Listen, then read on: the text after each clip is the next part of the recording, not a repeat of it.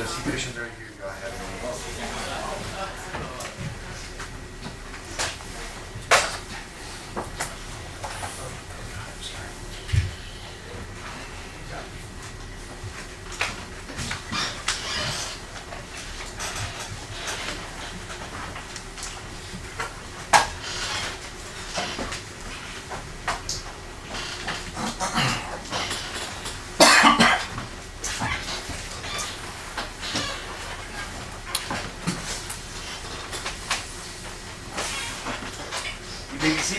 Everybody has the correct notepad? Yes? Welcome back, members of the jury. Hope you had a pleasant evening and you've had a good morning so far.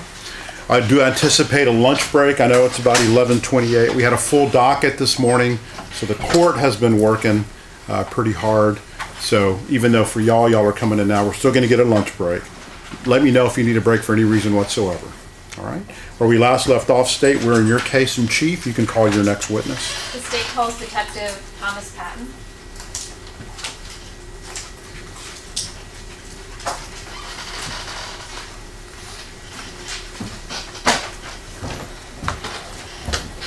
You can have a seat. I'm going to swear you in. Do you solemnly swear or affirm that the testimony you give in this trial will be the truth, the whole truth, and nothing but the truth, so help you God? Yes, sir, I do. All right, you may need to adjust the microphone. It is pretty powerful. If you could introduce yourself to the jury and spell your name for the court reporter, please.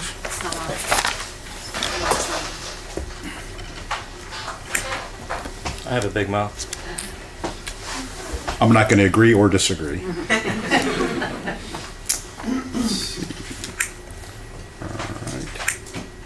Can you tap it? No. I don't think ours is on mine. Oh, I see. Yeah. Okay, tap it now. All right. Can you introduce yourself to the jury? Spell your name for the court reporter. Name is Thomas Edward Patton Jr., P-A-T-T-E-N. All right, State. Thank you, Judge. Detective Patton, could you tell or walk the jury through your career at SAPD? Well, I recently, sorry, this is so weird, I haven't testified in a long time. I retired last year in April. So basically I did a little over 20 years, got hired in 2002. Previously, before SAPD, I had almost 5 years of experience with UTSA and the City of Selma Police Department. Before that, I was a prison guard, and before that, I served in the U.S. Army. Do have a criminal justice degree, bachelor's from UTSA, but hired in 2002, went to the academy, got out, graduated the academy in 2004, was stationed on the south side, patrol duties, transferred to Prue Road, Northwest substation. Basically same thing, you do patrol duties, and then eventually I went to traffic after 2 years. Stayed on traffic for a couple months and went to the DWI unit for about 6 years. From 6 years, I went back to regular traffic, got promoted in 2013 to detective. Was a uniformed evidence detective DI. Basically all that is you make detective. You're not up to a follow-up unit like homicide or traffic investigations or sex crimes. You have to go back to patrol, and you basically supplement the crime scene unit and do patrol functions or duties. So while you take duties for calls for service, you also do low-level crimes such as burglary of a vehicle, family violence photos, criminal mischief, stuff like that. And all that is you're doing, like I said, low-level CSI calls. Eventually, I got a follow-up unit, which was actually the crime scene unit, and that was after about 20 months. I stayed on that unit all the way until I just retired recently. Okay, and so tell us about the follow-up unit that you were assigned to. Well, the crime scene unit is the main crime scene unit that has about 70% civilians and then the 30% actual detectives or officers.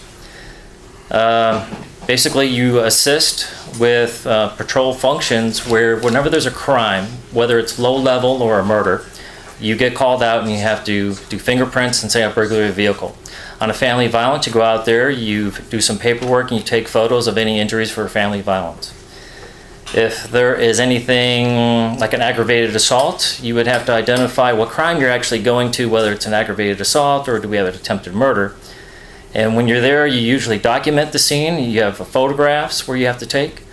If there's anything you have to collect, you collect items of evidence, maybe do fingerprints, and you go through a 2-week OJT, as we call it, DUI school, and then there's 30 days as you do a OJT at the CSI unit itself.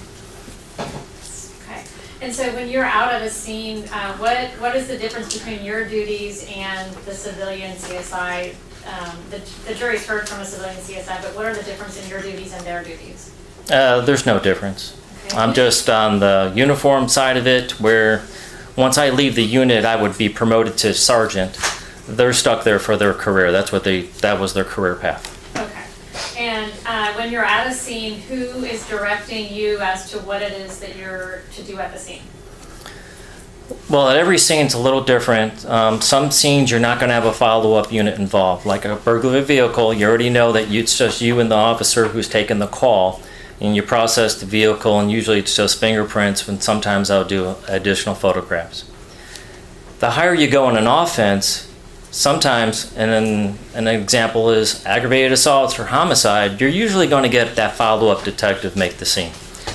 So on those type of cases, you're going to have, say, a homicide detective, and just like this one, and each scene's different. So on this one, I got called out, and they would basically tell you, hey, this is what we have. We don't really have a murder yet, but we might. So what we have is we need you to process this vehicle.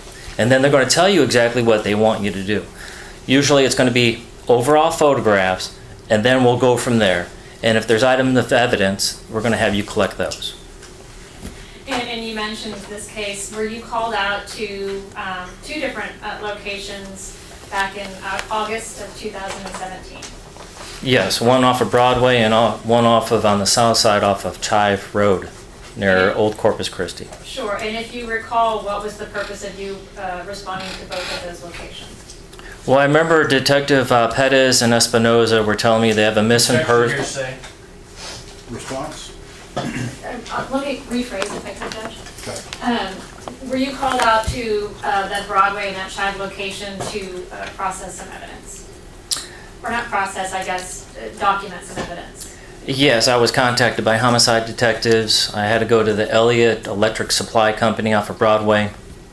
They had a consent to search form filled out by the manager, I believe, and they wanted me to take over photographs of a vehicle that the defendant was driving or was his assigned vehicle, and process possibly for also evidence. Okay, and likewise, that Chive Drive location, did you respond to that location to document some evidence? Yes, I was advised that they had some GPS history in reference to the defendant having himself or the vehicle in that location. Okay, did you write a report for that corresponds to your response to both of those locations? I did. Would that report help refresh your recollection for your testimony? Yes. May I approach, Judge? Yes.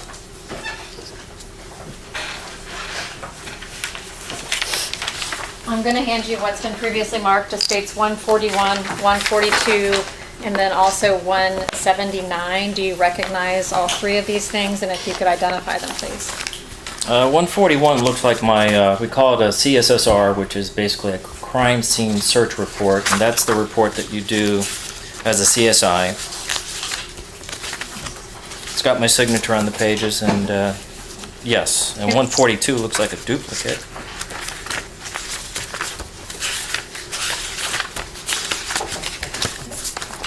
And 179 is a sketch of the open field off of Chive Drive. Okay.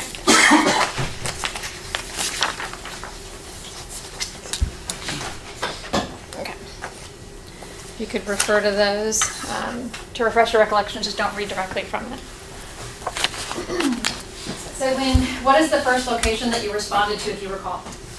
It's going to be the Broadway location, Elliott Electric Supply. I believe it's 9707 Broadway. You indicated that when you got there, it was generally your duties to photograph and collect any evidence. Did you take photographs yourself at that scene? I took the photographs, yes. Okay, what else did you do as part of your duties there? Well, after meeting with the homicide detectives, they wanted me to do overall photographs on the suspect's basically vehicle, and then any items of evidence to process and collect once they tell me what they want. May I approach, Your Honor? Yes.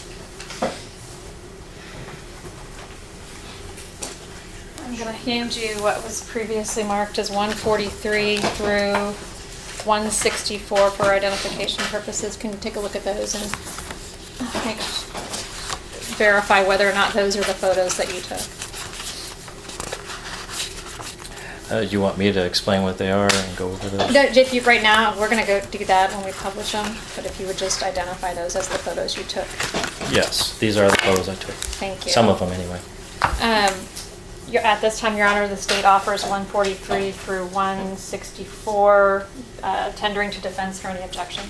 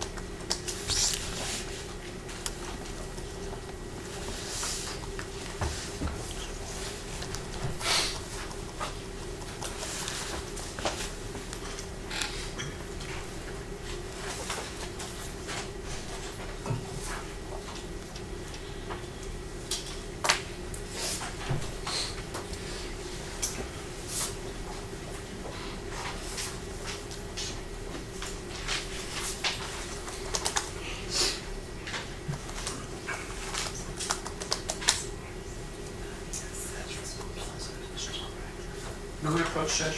Yes.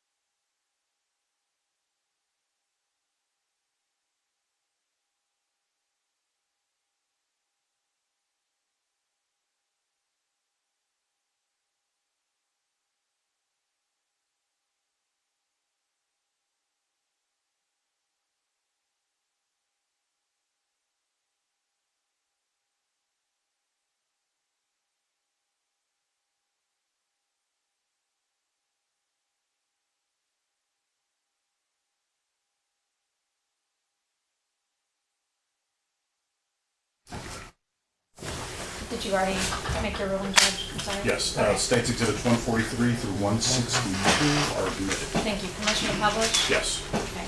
Detective Patton, I'm just gonna put these on the board and you can just walk us through what they are. That's going to be the photo board. So when you first start doing your photos, wherever you started at, your first location is going to usually be your photo board. It's going to have your case number at the top. It's going to be the location.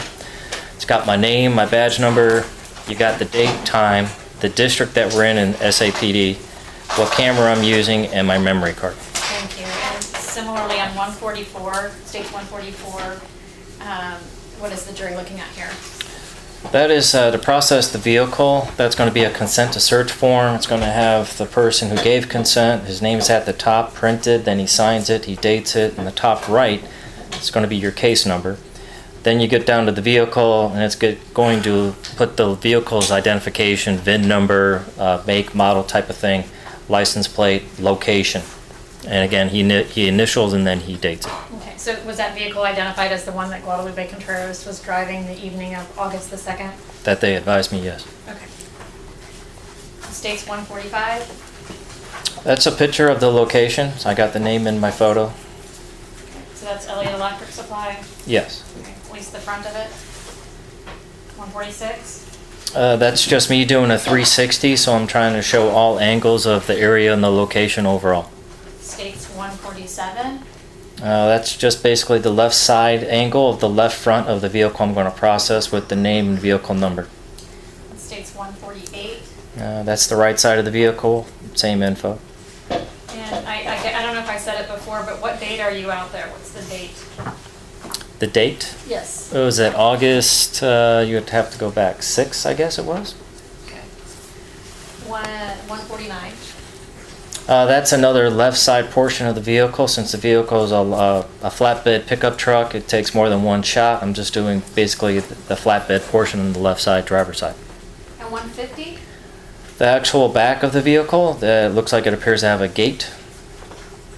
151? That's going to be a front angle of the vehicle I'm processing. States 152? That's going to be a piece of wood, almost like a landscape timber that we found in the back. Labeled it as E1 as evidence, which I was advised to collect. Okay, and is this your evidence marker, the yellow one? Yes, ma'am. Okay. States 153? That is a red, some type of marking. That was the reason why the landscape timber, let's call it, was collected. And I'm just taking a photo of a kind of mid-range of it. States 154? The same location, basically, or item. I'm just doing a close-up of that red mark that we're looking at. States 155? That is me just getting a side angle, so that way you can see kind of the dimensions of the piece of wood. States 156? Open up the driver's side door, you take a picture, see if anything stands out, overall photo.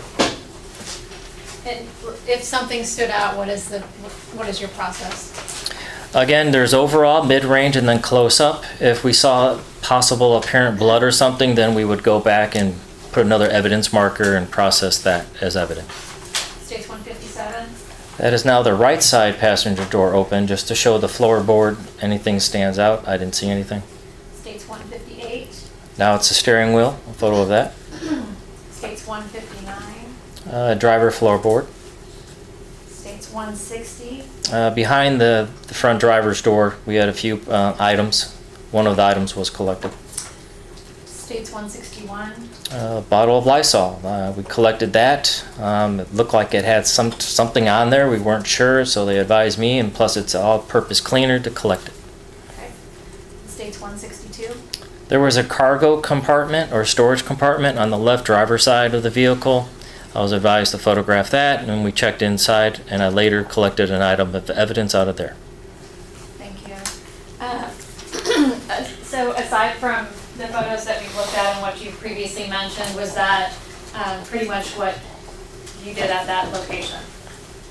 Yes, yeah, photographs and then collect a couple items of evidence. And you mentioned earlier that you responded to another location as well? Yes, we went to the south side off of Old Corpus Christi Road. There was a street called Chive Road, 5000 block, I believe. Okay. What were you to accomplish there? We were trying to find the victim's body if there was any such thing out there. While you were there, did you take photos and collect items of evidence as well? Yes, I did. Your Honor, may I approach? Yes. I'm going to hand you what was previously marked as 165 through 177 for identification purposes. Take a look at those and make sure that those are copies of the photos that you took.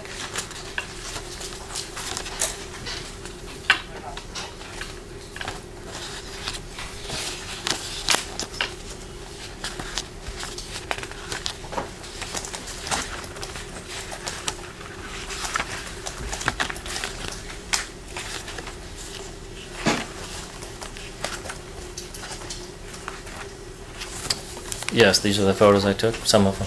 And you had previously identified States 179 as a sketch that you made of that 5050 Chive Drive location. Do you believe this would assist the jurors in understanding where it is that you collected those items of evidence? I agree, yes. At this time, Your Honor, State moves to admit States 165 through 177, and we further offer 179 for demonstrative purposes only.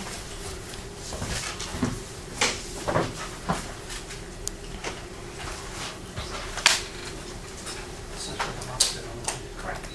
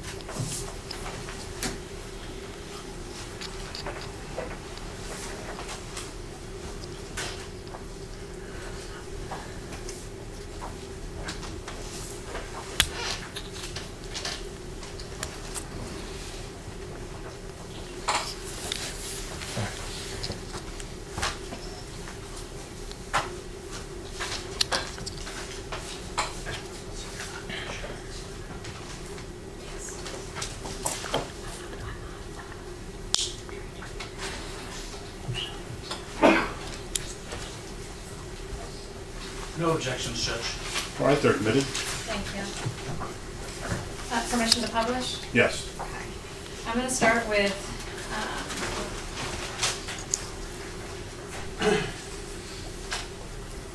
165. If you could identify what it is that we're looking at in this photo.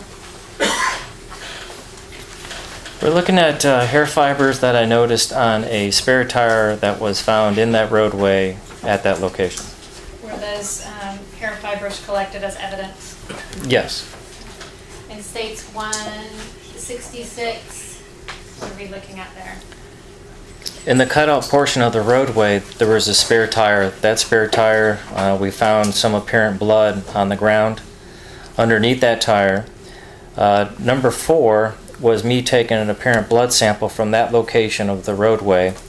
That tester right there, the little plastic item, is a hematint for blood, apparent blood. It came back positive. CSI Duffy tested that. Number 5 would have been a hair tie, which I also call a hair piece. So that is something that's underneath the tire right now. And so I'm going to go out of order here, but States 172, what is this that we're looking at? That's a circular pattern of apparent blood that dried underneath that tire once the tire was moved. Okay, and this right here, what is it that they're looking at? That's just an accumulation of more dry blood in that central area. Okay, and I probably should have put this here to give them an idea, but what is this that we're looking at here? This is basically just a sketch of the overall area of me putting down the roadway, kind of like understanding it's a cornfield. It was already harvested, so it's not like stalks of corn or anything. The roadway is basically left to right or east to west, and it goes from basically Old Corpus Christi Road on the right side heading west. So it's like one-way street almost. And then in the middle of the roadway is a small cutout, and that cutout is where these items were found. So I did a sketch of, there was some tire debris, there was tires, there was brush, and then while I collected the items of evidence using a measuring meter, I basically found 2 poles and I sketched off the distance and got the pole numbers for my sketch. It's not to scale, but for reference. Sure. And so the tire that they just observed and the blood that was accumulated underneath, is that this tire right there? Yes, ma'am. Okay. Yep. And then the rest of it, there's looks like there's more tires here, some brush, and some other. Yes, Okay. it's basically someone went there and they just dumped some trash, like illegal trash. Okay, and the cornfield you referred to is. Where your right here? finger's at, yes. And then back here, what is that? You say open field. What's in that open field? I just remember it being kind of like an open field that wasn't maybe agricultural, but I don't remember it being harvested or anything like that. Okay, in the body of your report, do you you refer to some activity in one of those fields? Do you remember what that was? In the report I did?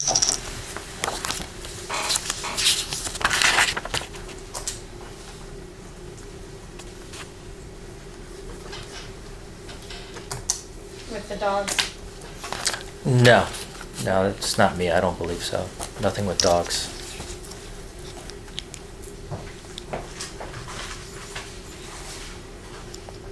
Oh, I know what you're saying. We had a canine handler arrive looking for a cadaver dog, basically. Do you remember where they searched? Or do you indicate in your report? They're kind of like a narcotics dog. You just tell them to go at it. Just search the area. So, yes. Okay, And it came up negative. We couldn't find anything. thank you. Sorry, it's been a while. That's okay. Now I'm going to show States 167. What are we looking at? That's me basically putting my evidence marker up to the tire where I'm going to take a sample of apparent blood and some hair fibers from it. States 168. It's pretty much the same photograph, maybe a little bit closer of the apparent blood sample I'm going to take from the ground. And States 169. That's just a close-up of that same area where I'm going to take a blood sample. Okay. Apparent. States 170 appears to be even closer. Well, that was the hemotent tester, the CSI Duffy tested. Okay. States 171. Just another picture of that circular dry blood, and there was that one kind of like something was dragged on the ground. We couldn't tell what that was. And then there was kind of like where your finger is, you can kind of tell where a tire was turning to the left, yes. Okay, so tire turning to the left here. Okay. Did it appear as though the tire was moved on top of the blood? I couldn't really tell you that. No. Sure. States 173. On top of the brush in that cutout section of the roadway was a styrofoam cup from Exxon, and that is the cup. I took a photograph of it. Detective Flores was at the scene. He decided to collect the cup. Okay. And 174. I photographed the cup for him and marked it as E7. It's a little difficult to see in this one, but what are we looking at in States 175? We're just another photograph of, I believe the hair tie is right up underneath there, where your finger is, yes. All right, yeah, so it's a little bit shaded, and this may not be ideal, but the hair, like a black rubber band? Yes, almost? yes, I know at the time I probably put hairpiece. As a man, I didn't know what to call it. So hairpiece, hair tie, yes, rubber Got band. a picture of it. 174. Another picture of that apparent blood on the asphalt ground. Was that the spot that I pointed to earlier that looked like as though it was pooling, or it was a little bit? That's a heavier? darker portion of that area section, yes. Okay, and then States 177? Just another area further away from where the tire was, and we just have some leftovers, fluids or something on the ground. We don't know what that was. Okay. And did you, how did you collect, or how do you go about collecting those samples of apparent blood? Well, using distilled water in a package of white cotton tip sticks, which are sterile. You open up the package, you take the sticks out wearing gloves, put some distilled water, which is basically purified water, and then you dab it on top of your Q-tips, and then you, in a circular motion, you take a swab of whatever substance you're trying to pick up off whatever surface. You place it back into the paper package, wrap it up, you put evidence tape on it, you mark it with your initials, date, and seal it basically, and place it into evidence. And then who is responsible for, when you say place it into evidence, is that the evidence room? Well, I process the evidence as in I collect it. Okay. The evidence goes into a secure area called the property room. Once in the property room, it's up to the handling detective on whatever detective's going to be handling evidence for the case. It's their responsibility to take any evidence that they suit that needs to go to the crime lab to be processed. Not all evidence that's collected gets processed. Thank you.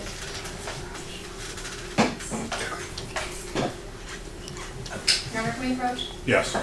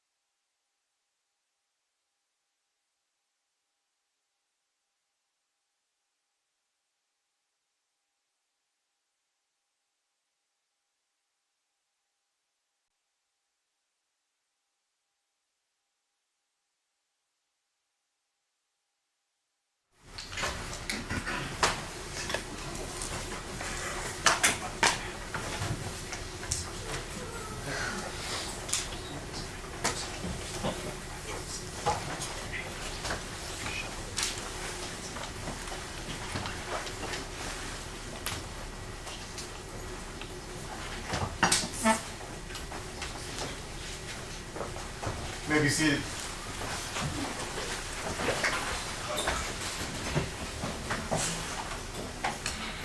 All right. What are we dealing with? Okay. Your Honor, the interview, the defendant's interview with the detective that was admitted on Friday, he indicated that he had those two separate routes. One was Pleasanton that he would go to at night. It was a night route as well. He described his duties there at the Pleasanton store, and then also indicated that he went to the Kennedy store. And Marvin Reyna's testimony was the same, that Guadalupe Contreras was responsible for the Kennedy and the Pleasanton store. And it's our position that, and I don't recall them being color-coded, Judge, so I'm not saying that Mr. Bunk is incorrect, but it would be relevant because he would have had access to it at the Pleasanton store and possibly have used it during the course of this offense. Because there is testimony that he would travel to that Pleasanton store. All right. Defense? Well, I would first, there's no evidence that if and when he went to the Pleasant store, he went in that truck. I think they said they have a plethora of trucks, different sizes, different trucks. So if he in fact went to Pleasant, sometimes there's no evidence he went in that same truck. Secondly, there's no evidence how long that plastic's been in there. That truck had been used by other people after, this search was conducted several days after this alleged incident had taken place, and there's no evidence that, in fact, there is evidence other people could have had access to that truck after the night in question. So there's no evidence there's no evidence at all that my client put that plastic in that truck. Your Honor, except for, I'm sorry. So I don't believe that evidence not having been solidified, I believe it's not relevant and it's more prejudicial than probative. So and I do stand by my belief that the wrap is color coded. So for those reasons, I stand by my prior objection. That's all I have, Judge. The wrap is color-coded to the Pleasanton store, which Guadalupe was responsible for, Judge, and it's our position that it goes to weight, not admissibility, for purposes of the jury's consideration. Okay.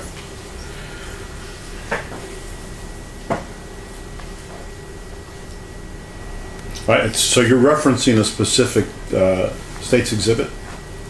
Correct. It states, 163 and 164. I don't mean to interrupt. where did I send it? Oh, right here. May I approach, Judge? Yes. And we also anticipate, Judge, that we have the plastic wrap too that the detective Patton collected. As a different exhibit? Correct, we have it all for Correct. And that was what was located in that box that we saw on the side of the truck. That's where it came from, Judge. Okay.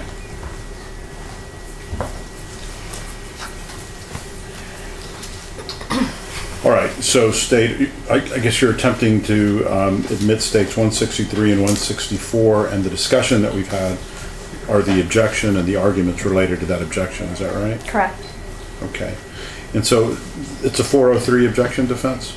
But that and relevant, I don't believe it's relevant because he did not go to Pleasanton that night. There's no evidence that he went in that truck to Pleasanton, and there is evidence other people had access to that truck. So for those reasons, I don't believe it's relevant to this particular incident, and then 403 on top of that. So those are my two objections. All right, and state response? I have nothing further, Judge. Okay. All right, so let me make sure that the testimony that has come out is something that my memory is serving as correct. The wrap was in the truck, is that right? Yes, Judge. It's in the, I'm going to show you states 162, just so you know where it was recovered from. And that's in evidence. All right, and the court has already, whether or not the search of the truck was admissible or not admissible or objectionable, that's been resolved, is that right? That is correct, Judge. Okay. I'm not contesting the search of the truck. That's not my issue. All right, so in terms of a relevance objection, overrule, 403 objection, the court's conducting a balancing test, and I will overrule the defense objection. So I'll admit states 163 and 164. Thank you, Judge. All right, anything else? Not from the state. Defense, anything else? Not this. Okay.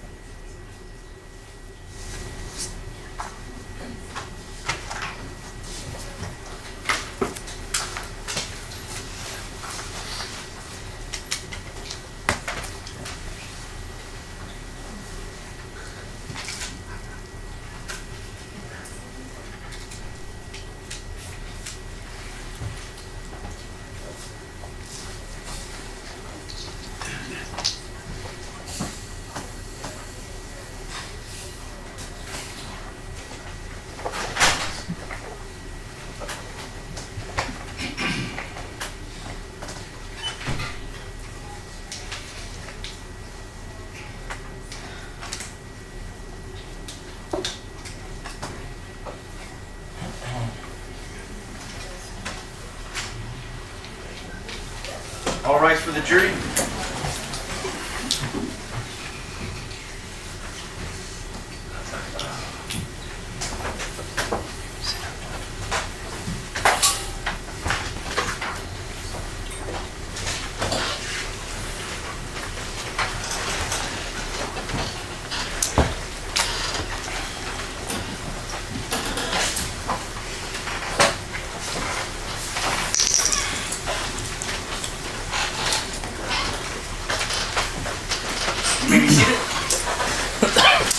Welcome back, members of the jury.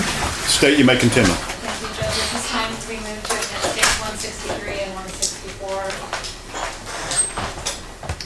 164. And objections have been noted for the record. Those are preserved. I'll admit States 163 and 164. Established, Judge. Yes. I'm going to put 162 back up and just remind the jury what that was. That was on the driver's side storage compartment on the suspect's vehicle at the Broadway location. Okay, and then 163, what are we looking at? That is me opening up the compartment and inside is some type of used plastic wrapping. 164. That's a kind of a close-up of that same wrapping.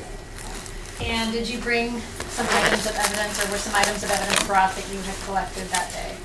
Yes, somebody brought them, but they're here, I was told. Thank you. May I approach the witness? I'm sorry, Judge. Yes.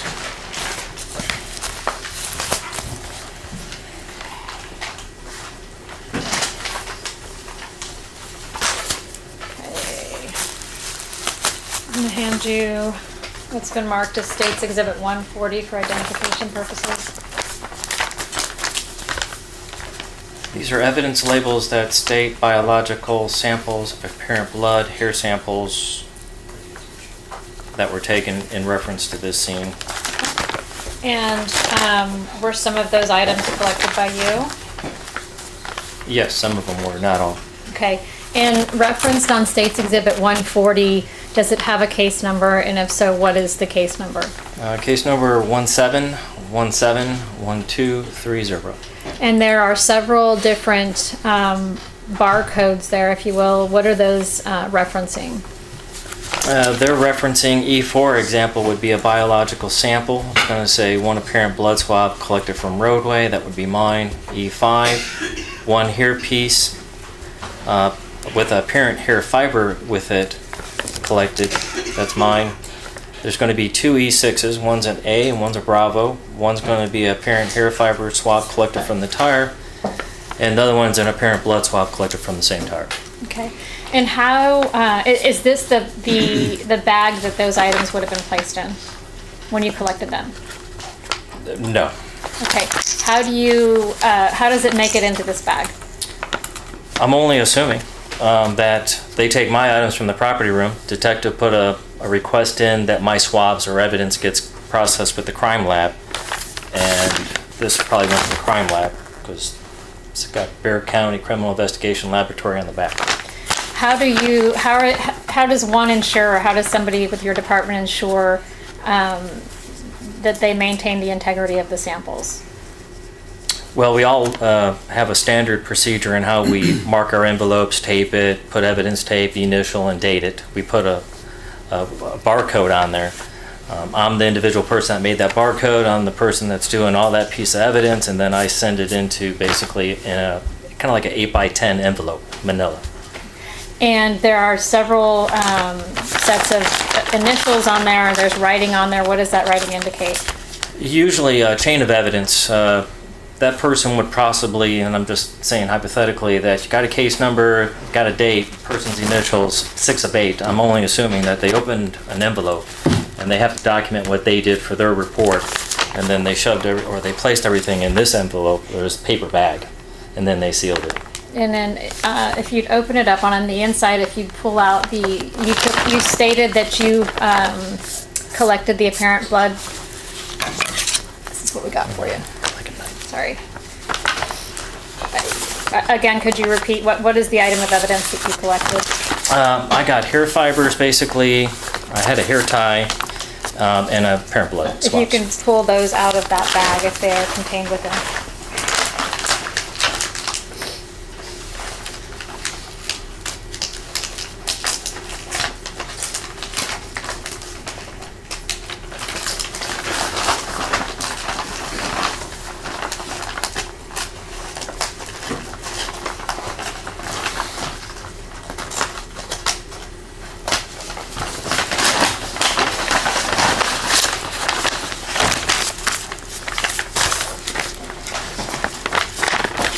Is every item of evidence packaged in an individual package? Yes, your E5, your E6, E7, E6 alpha, everything's going to be individual, like I said, a manila envelope. And then sometimes we do package it like this, but every case is a little different. Sometimes you just individually put it in a paper bag, it all goes into an evidence locker. So E6, that blood sample would be mine.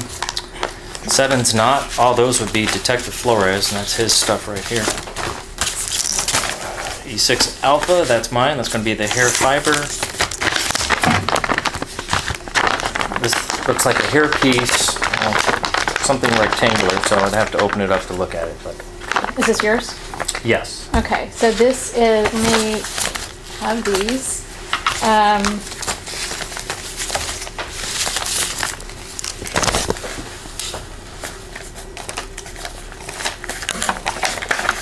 So I'm gonna go in order. This is marked 140D. Could you identify that? An apparent blood swab, the one from the roadway near Chive Drive. And this is marked 140E. What is that? Going out of order, this is going to be an apparent blood swab collected from on top of the tire. 140F. This is going to be the apparent hair fiber collected from the tire. And 140G, or at least what does the label indicate that it is? One hair piece with apparent blood on it. At this time, I would like permission, Judge, for him to open them and just for demonstrative purposes only show the jury. Yes. Okay. So if you, let's go in order here, sorry, with D, E, F, G. So here, 4, 5, 6. wait, I know the numbers are off though. okay, D, E, F, G.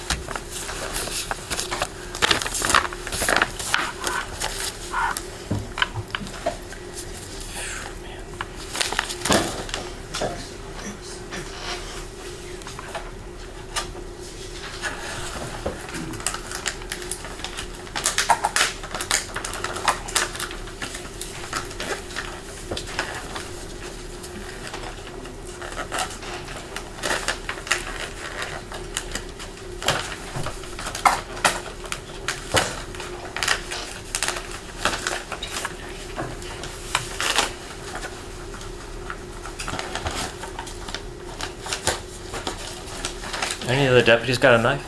I don't, What do you leave? do you have a knife? I don't. Do you need some scissors? No, they're just not working very well. It's just going to take longer. Would you like to try these? Sure.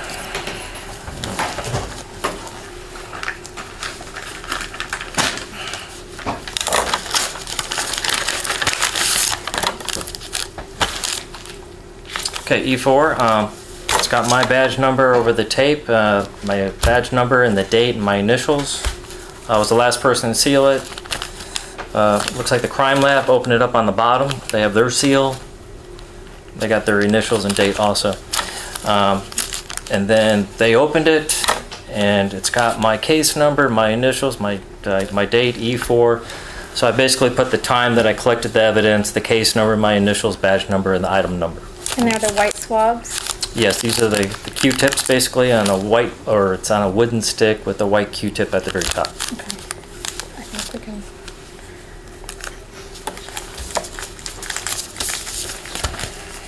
And those were sealed up by the crime lab? Yeah, I only assume, yes. Okay. It's got their tape too. It says Crime Lab, Bear County on the bottom.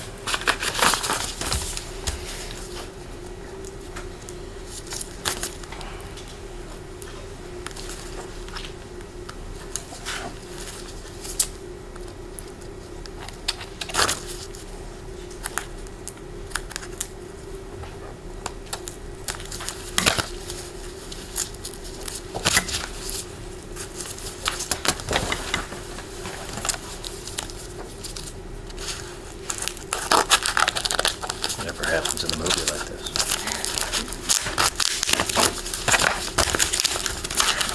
There you go. Yeah, that's good. This one's going to be a parent blood swab collected from the tire. Same thing. Paper wrapper. It's got Bear County's tape on one end. It's got my case number, date, time, badge number, my initials. Can you pull the swabs out of this one just so that they can see what they look like? At least one of them.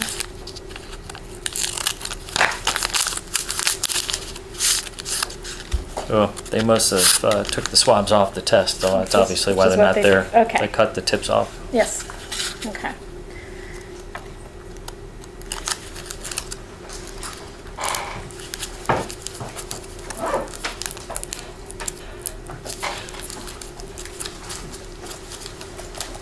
Here, I can do that while you're, you got it?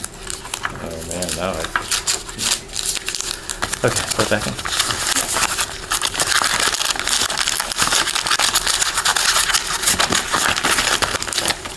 E6 alpha, it's going to be a parent hair fiber collected from the tire.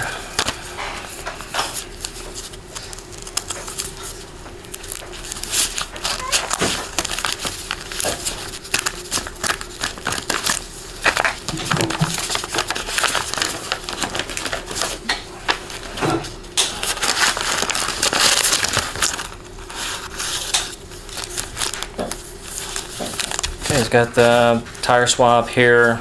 My initials, badge number, case number. It also has other writing, I guess, from the crime lab. It's got my initials on the little sticks. And the hair fiber, I don't know where it's at, but I would collect it from the cotton tips right there. And whether they took the hair fiber, I can't testify to that. Sure.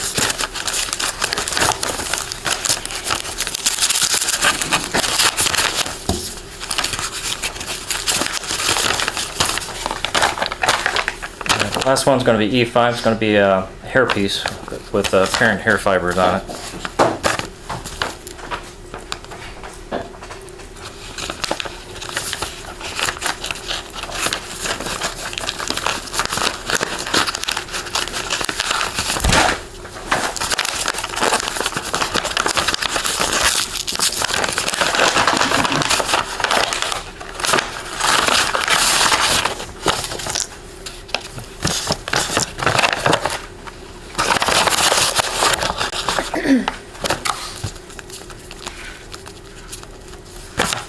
Okay.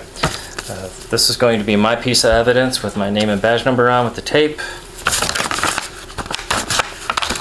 Sometimes it goes into another envelope, and then this is probably the crime lab with their tape, and they got micro slides. They could testify to that.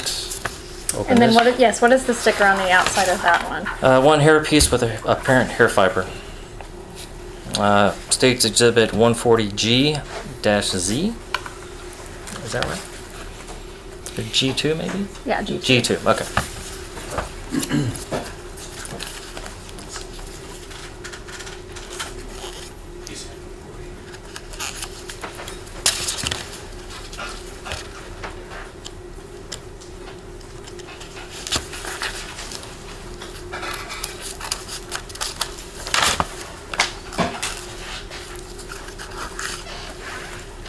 Okay, that looks like the rubber band basically, or hair tie.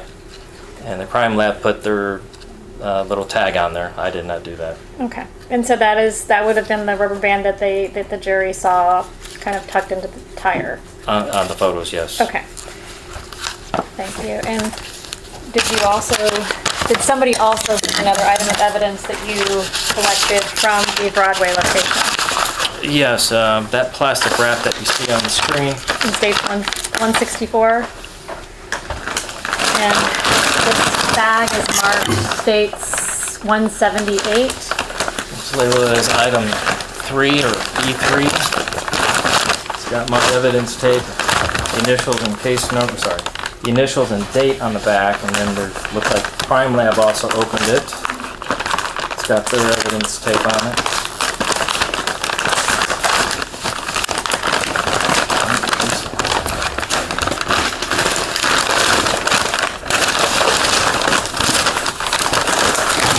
Quite large. It's not evidence, it's not proper to show it to the jury at this point. Your Honor, it's the, I guess the same request that he open it and for demonstrative purposes show the jury. We're not admitting the plastic. Demonstrative would be to bring something similar to it to show it to the jury. To show them what evidence would be to offer it and then show them what's in evidence.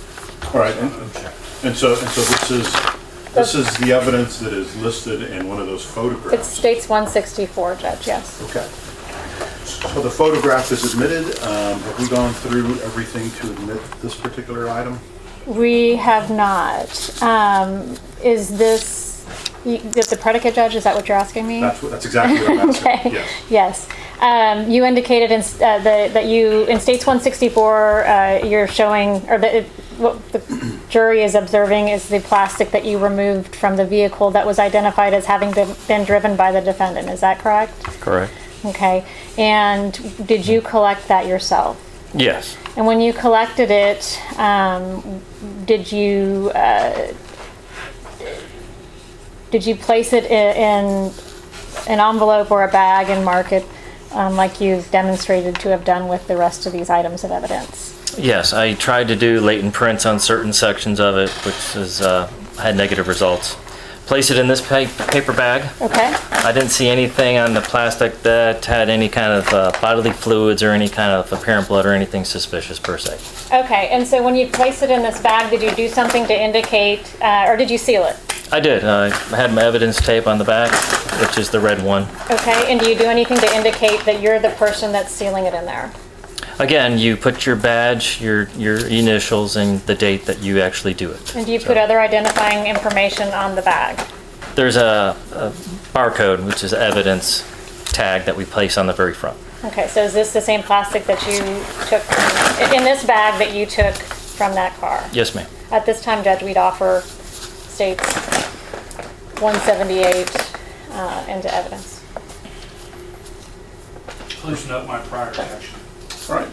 The objection is been noted, preserved for the record. I'll overrule, admit States Exhibits 178. You had previously opened States 178. If you could show it to the jury.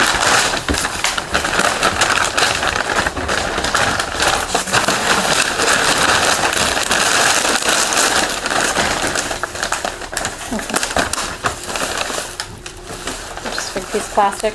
Pretty much used. Okay. Shrink wrap.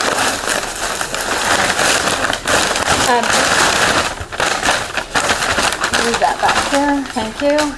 And aside from these items that you've shown the jury, were there any other items that you yourself collected that were contained in that envelope?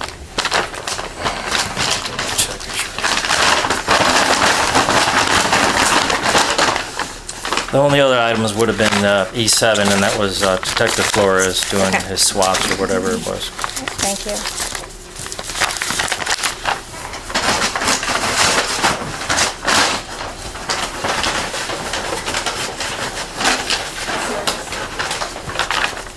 So that's basically the piece of trash in this truck. If it had no probative value, I would agree. Well, I mean, you didn't find anything on it, did you? No, I didn't. May I approach this? Yes. May I have this sticker? Sorry, I should have had this there. 4?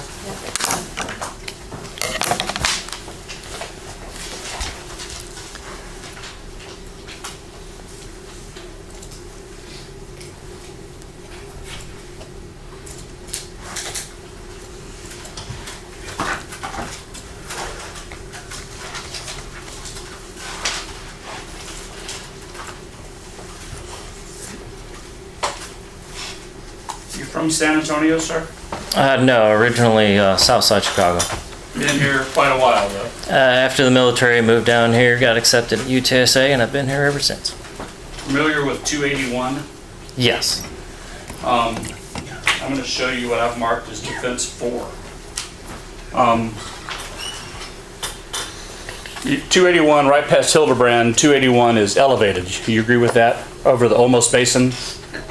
Yes, yes. And defense 4 shows 281 in that area, and that's the shoulder.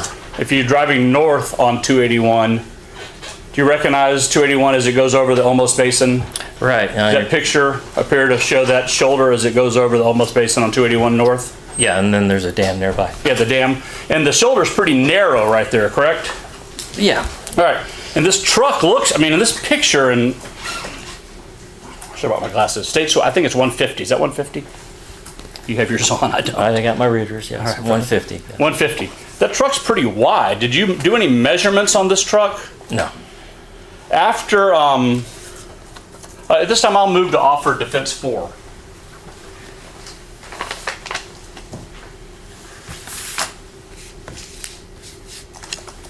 Your Honor, I'm going to object.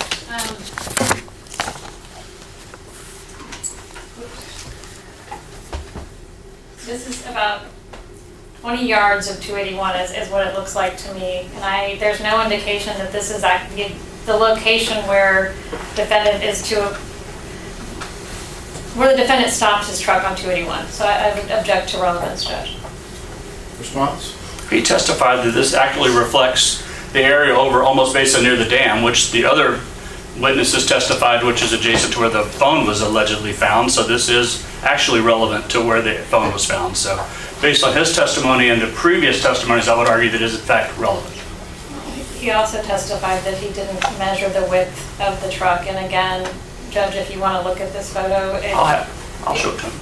yeah, if you want to look at this photo, I think it's kind of cherry picking by defense as to where he took the photo.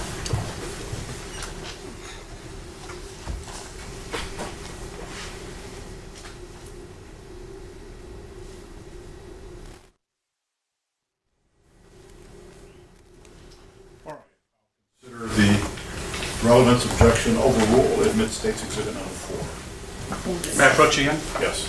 I'm not trying to trick anybody. This is near the almost dam, correct? I would say it's in the area. Okay. Yeah. And the purpose of that is, and the shoulder, the shoulder is consistent throughout 281 as it goes north. The shoulder doesn't get wider and narrow. It's consistent the entire way, correct? Until you get, the next exit is Bassey. Correct. When you Okay. get closer to Bassey, then the elevated area isn't, and the Right. width is obviously wider. Okay. And the only question I ask is this truck appears really wide. Right. I can agree, yeah. Okay. And after, and as I understand it, your quest, one of, was to get the GPS from this truck, right? Not me, no. But you didn't, were you there when were you there the day they got the GPS data? No. Was that the same day? I don't know that part, Okay. honestly. Well, after they got the GPS data, were you asked to go back and measure the truck to see how it could possibly sit here for 9 minutes without blocking traffic?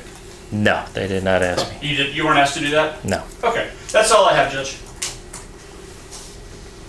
State? No further questions, Judge. All right, the rules when invoked, you know what that means? Yes, sir, I do. If you don't mind gathering the exhibits for us, make sure that they're all located up there for the court reporter. I guess, yes. Is that okay with you? Are we got to break? All right, you're excused. All right, thank you.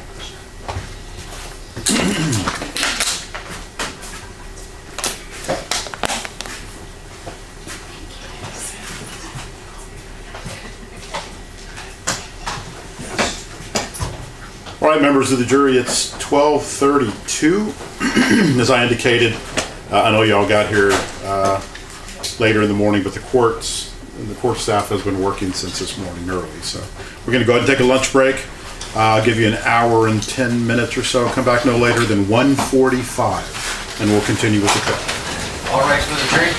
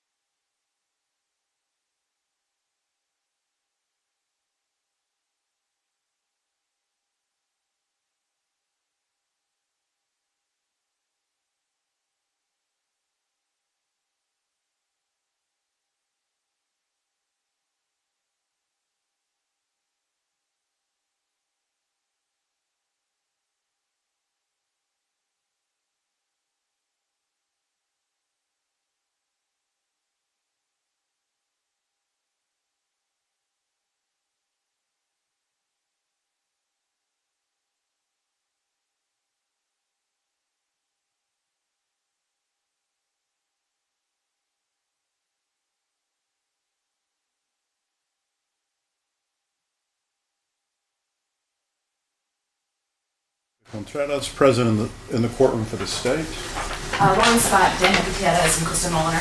And defense. Charles Buck, Lindsay Shaw, and my client, Mr. Contreras, who is present in the courtroom. All right, the jury is still not present in the courtroom.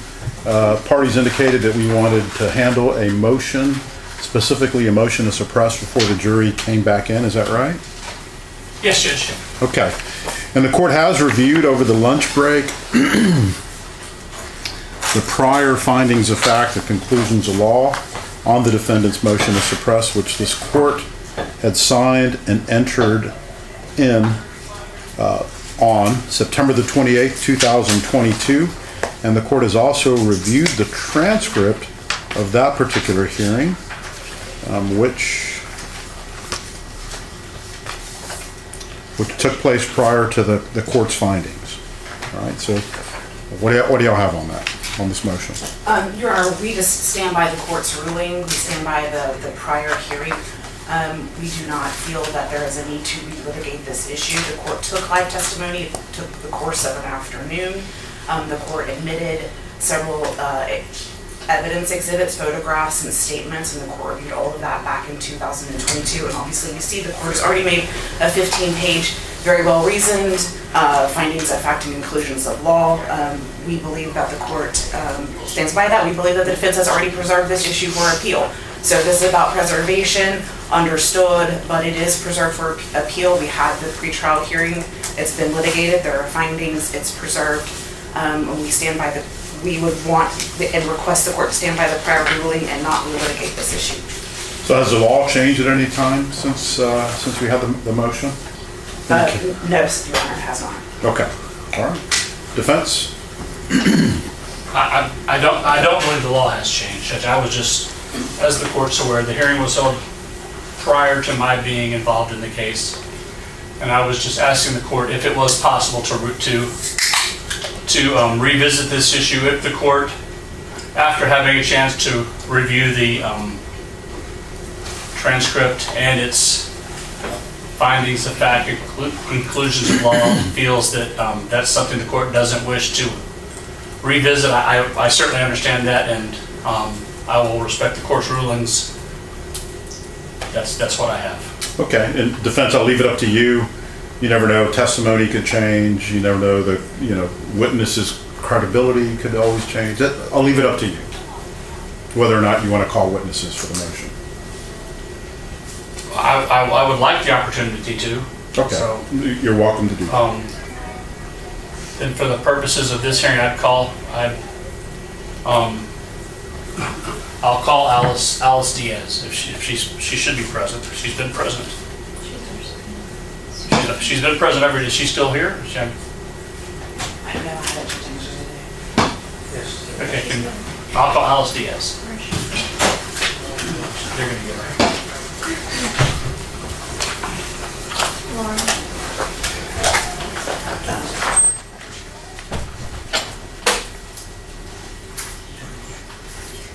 And Your Honor, just so you know that her statement that she gave to Detective McNelly was admitted into evidence at the prior motion. State's Exhibit number 2, the court had that for its review, and it was already admitted into evidence, the statement that Ms.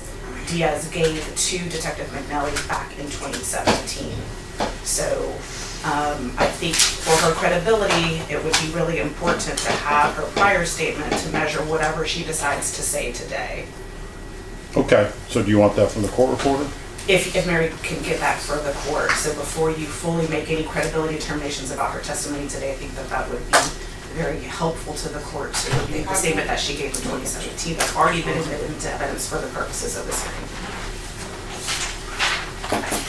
I can get it if you want me to go get it right now. If you're able to. I think I have it back there. I don't think I filed it yet. Okay. Okay.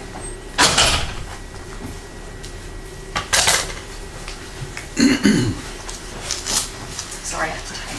Oh, no, I apologize. No, it's okay. Take your time. Maybe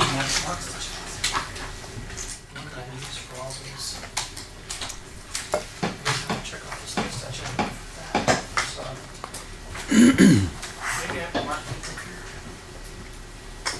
Actually, I'll look. What are you looking for? No, no, go ahead. I have my black little magic marker. I lost it somewhere.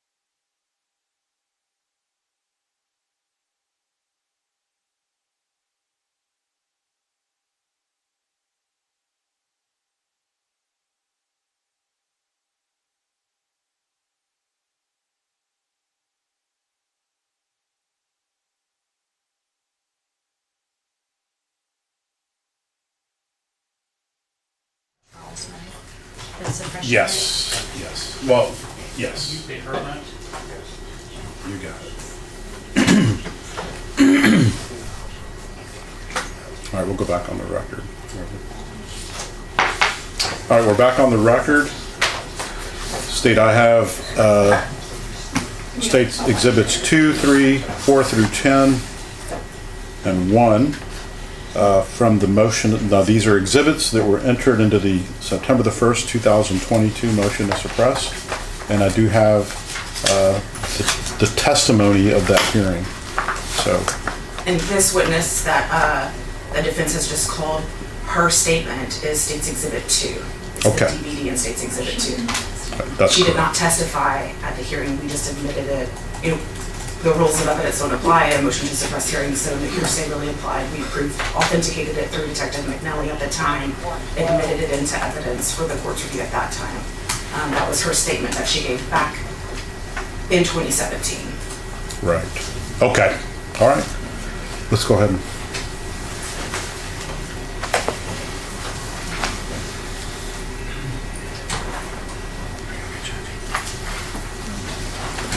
Not yet.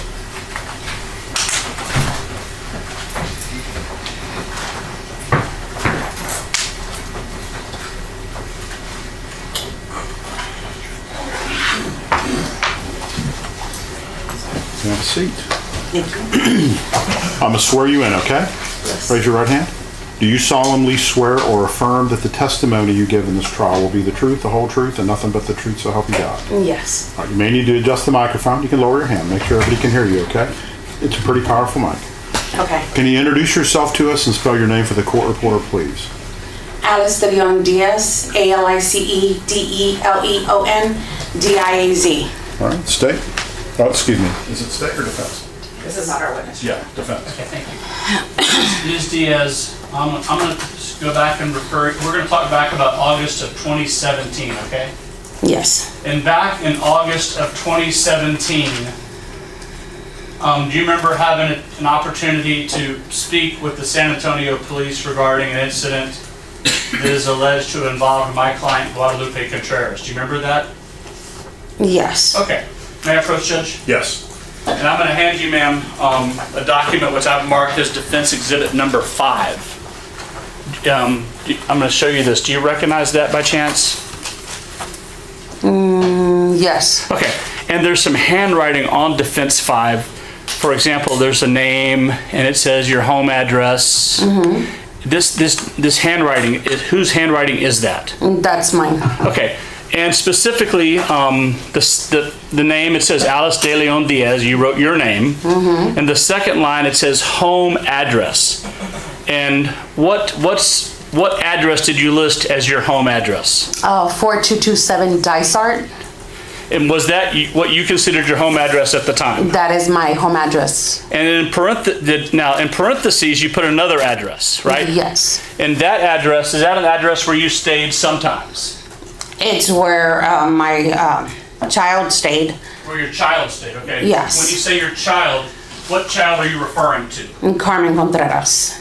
And Carmen Contreras, who was the father of Carmen Contreras? Guadalupe Contreras. And when you say Guadalupe, is he the same gentleman that's seated to my right in the white shirt? Yes. Okay. He had custody of my child. Okay. And she lived at his house? Yes. And that address was 331 Marbach Avenue, is that correct? Yes. Now, as I understand it, 331 Marbach Avenue was not a home that he owned, but it was a property that was owned by a lady named Alicia Guerra. Yes, his Is that aunt. correct? Yes. And she was for lack of a better word, she was his landlord. And I'm gonna object, Your Honor, this is all cumulative, all of this was covered at the prior hearing. Alicia actually testified in front of Your Honor and said about her residence. It's cumulative at this point for this purpose. We've already heard from the homeowner at the prior hearing. I'll overrule, but I'll keep you on a short leash with it. Yes, Judge. Now, speaking to that address, did you have a key to that address? No.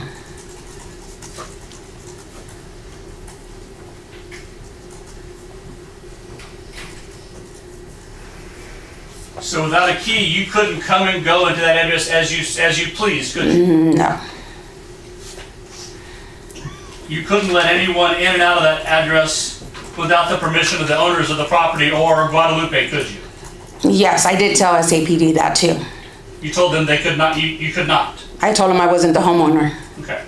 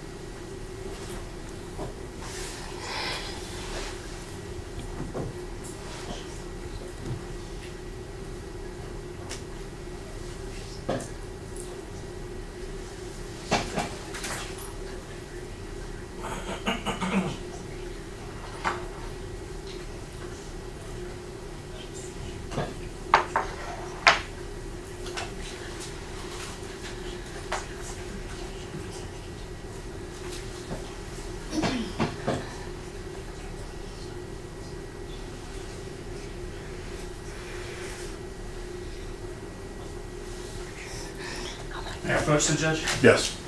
Well, now I'm going to show you what's now been marked as defense exhibit number 6 and see if you recognize this.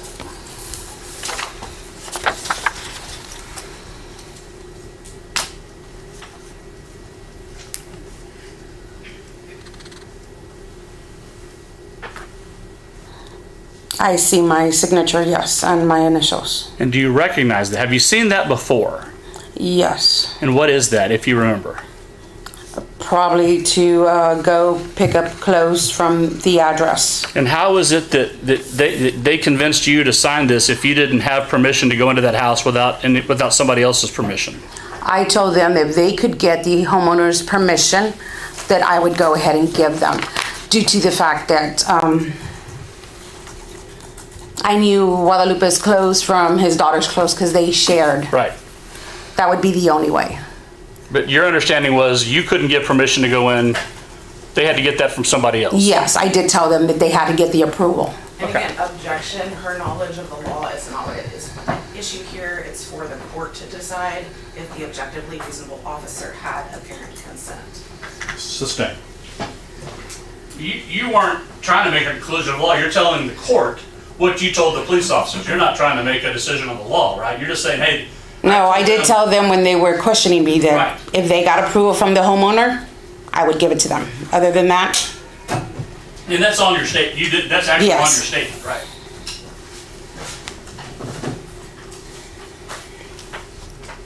For the purposes of this hearing, Judge, I'll offer into evidence defense 5 and 6. Just for this hearing. Any response? No, it's fine, Your Honor. I think they might have been admitted at the prior hearing, but just for the purposes of preserving the record, I don't have any objections. All right, for this hearing, I'll admit defense 5 and defense 6. How old was your daughter back in 2017? 16? Okay. But as far as keys to the residence, did she have a key at that time or just Guadalupe? To his room? Now, when I say to the residence, we're talking about he had his own room inside the house, right? Yes. And that room had a lock on the door. Yes. And did you have a key to the lock on that door? No. Did your daughter have a key? Unless her father gave it to her, no. Okay. But this is a room in a house that had a lock. Yes. And you did not have a key to that lock. I had no access, no.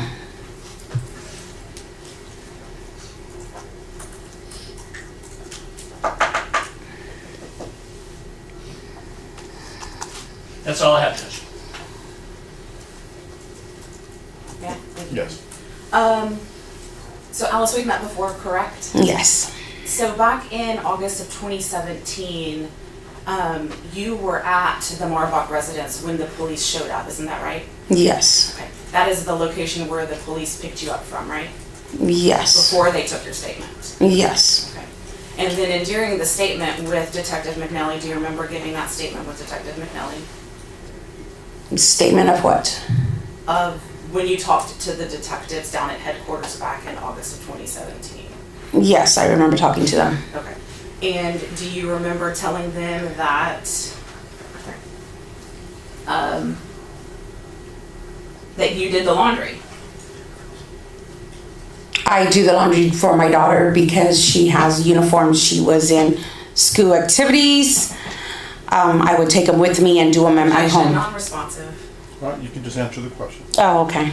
Do you remember telling the detective that you did the laundry? Yes, at my residence. And do you remember telling the detective that there were your clothes, your son's clothes, and your daughter's clothes all in the hamper? I could have. Not sure.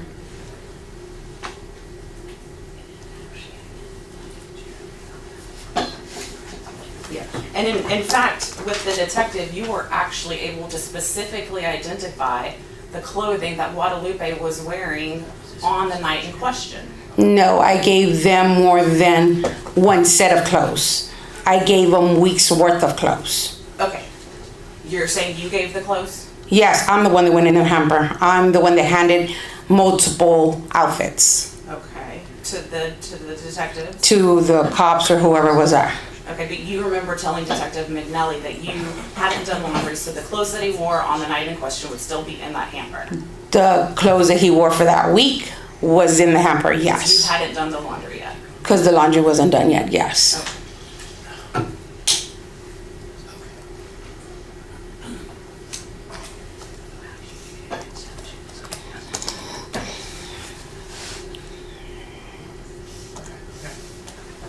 Do you remember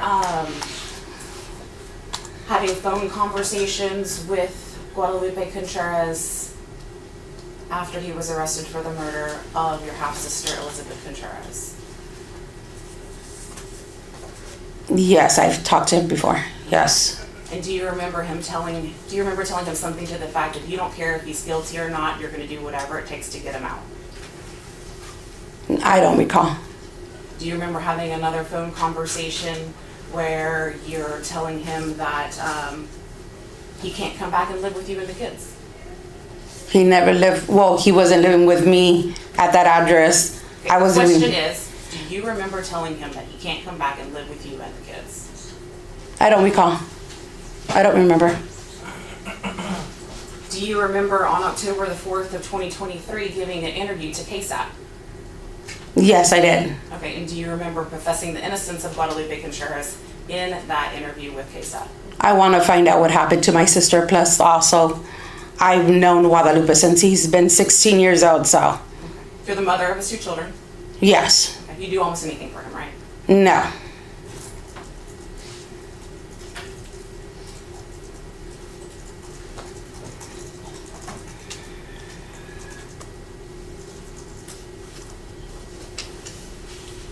One second, Your Honor, may I review my notes? Yes.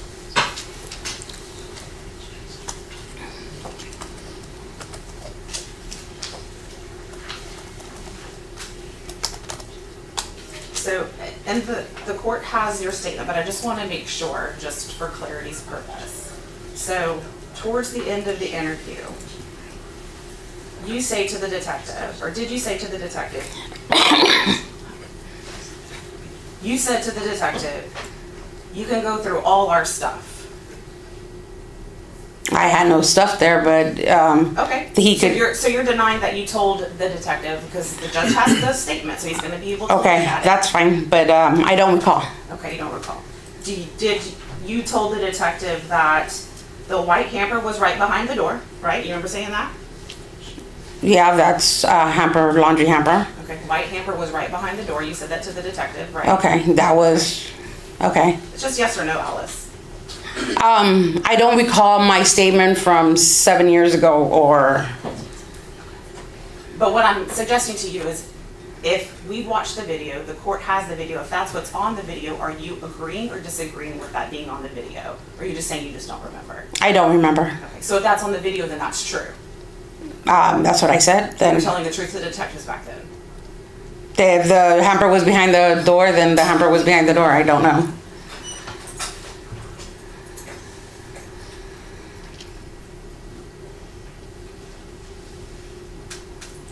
So when you told the detective that the hamper has my clothes, then back in 2017, if that's on the statement, then that's the truth, right? It could have had a blouse of mine or something of mine, a jacket of mine. Okay. The question is, if on the statement, you told the detective that the hamper has my clothes, that was true. If it had a jacket of mine, it was my clothes. So if it had a jacket, it was my clothes.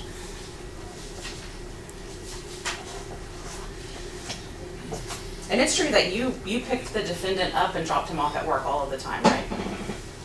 You were Yes, basically we the only taxi had- driver of the family back then, right? Yes. So you and Guadalupe were in a relationship back then. I didn't have a vehicle.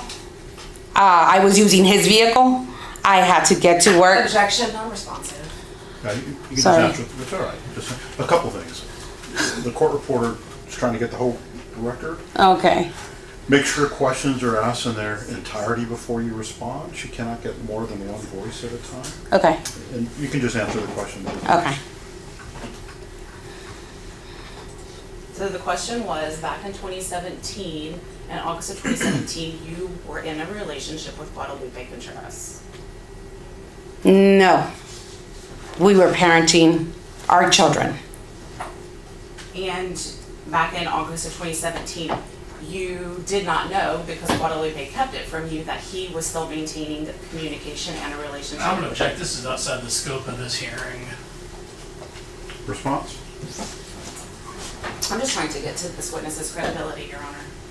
Oh, If you feel like I've made that point, then I can move on. I think you made the point, but I'll let you ask that question. I'll pass the witness one. A couple of things. One, you didn't do whatever laundry you did, they make a big deal about doing the laundry. You took the laundry to your house and did the laundry at your house, right? Yes. Okay. And then secondly, they said when the police came and got you, you were there. You were there with Guadalupe. You weren't there by yourself, right? No, my children were there. Carmen Contreras was there already. That's all I have, Judge. Just one final question, Your Honor. And so the officers picked you up at the Marbach location before the statement, and then after you gave your statement, that's the same residence that they brought you back to, correct? Yes, because we had a son at work that I had to go pick up and, sorry, Objection, not again, responsive. sorry. Yeah, you answered that. Okay. And so when the officers came to get the clothes, you already said you got the clothes and gave them to them, right? Yeah, I'm the one that took him out of the hamper. And the homeowner was there while this was happening, right? No. Yes, that's the prior testimony, so. All right, so you're asking the question, so ma'am, you can respond. To the room, it was Lupe, he was not there. To the house, Alicia was there. Correct, that's what I meant, Alicia was there with you. When y'all let the officers in the home, correct? They came with me, so they followed me. You invited them to go over to the Marmot residence. They took me. They're the ones that picked me up and drove me back, so they followed me. They had to deliver me. Because you told them about the clothes. Because they asked me about it and I told them if they wanted it, if they could get. Because you were cooperative with the detectives back then, correct? Yeah. Because you were mad at Guadalupe back then. No. Okay, well, we'll let Your Honor refer to the statement. We'll pass the witness. Nothing further, Judge. All right, ma'am. Okay, thank you. Excused. You're welcome.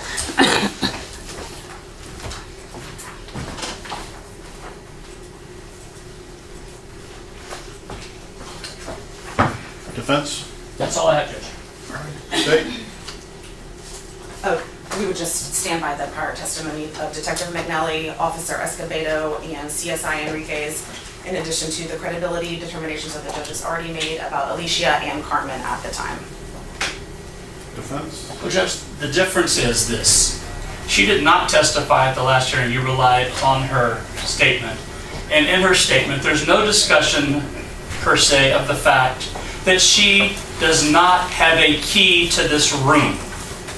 So you have, and here's the issue. You have a house, a rental house. And inside the rental house is a separate room that belongs to a tenant. And the tenant is not Alice. The tenant is Guadalupe. Guadalupe has a key. So the tenant, the landlord, can't go into his room without his permission. And the case law is very clear on that. She cannot give the police permission to go into that room where he has his own lock and his own key, and he pays rent. Alice, she may be an occasional guest of the room, but she does not have a key to that room. It is not her room. She cannot give consent to go into a room that is locked, that has a lock and a key that she doesn't have a key to. An occasional guest cannot give permission to go into a room that she doesn't have access to without the permission of the owner. And that was not presented to this court at the hearing. I don't know why Alice didn't testify. So whether or not the landlord, what the landlord did say is that Guadalupe's room has a key, and she doesn't have, and so she doesn't let people into his room without his permission. So what Alice did tell the police is, I can't give you permission to go into the house because I'm not the owner of the house. That's correct. And then Alice doesn't have, whether you like Alice or not or believe her or not, that's fine. But she's not lying about not having a key to the room. She's consistently said that from the jump. She doesn't have a key to the room. She doesn't live there. Her information sheet she gave to the police tells us she doesn't live there. She lives, her home address, as the police wrote down and she says, is Dysart. The fact that she stays there occasionally does not give her permission to go into his room where she doesn't have a key and give away his personal property. That's like the state saying, you know what? Lauren came to my house this weekend to watch the Super Bowl, and I let her in and said, hey, come on over, let's have a party. And I let her in and she came in. And then tomorrow, when I'm not there, she says, hey, Judge Rangel, come on over. Charles has a great TV, why don't you take it? It's okay with me. She can't do that. She can't. And that's exactly what they wanted to let you think Alice can do. Well, they can't. These clothes were his private property. They could have gotten a warrant. It would have taken, they got 13 other warrants in this case. One more would not have been that much of a stretch. They were already there, getting all these other warrants. They could have gotten a warrant. They should have gotten a warrant for a room that he had a key to and she did not. She told them at the time, I don't have a key, it's not my room. She told them by this sheet, it's not my house, it's not my home address. I stay there occasionally. The law is clear. An occasional guest cannot give consent to a room that they don't have a key to. For those reasons, I asked the court to reconsider. I don't think the court heard all the evidence. I don't believe that this consent is valid. It violates my client's constitutional rights under the Texas and the U.S. Constitution. And therefore, I asked the court that the court would suppress whatever evidence was seized from his room without his consent, which he did not give, and they did not get a warrant as they should have. That's all I have. Yes, Your Honor. The reason the statement is more important than anything that Alice said today is because the measure of the law is what an objectively reasonable officer had at the time. So the court's conclusion of law in 10 is very clear. In this case, Alice Diaz told the police that she lived in the house with Guadalupe Contreras and that she did his laundry. That is what Alice Diaz told Detective McNelly in August of 2017. As an objectively reasonable officer, whether I'm going to stand by that was true, what she said back in August of 2017 was actually true and credible. What she's saying today is a convenient change of the story to do whatever she can to try to save this person that she has children with.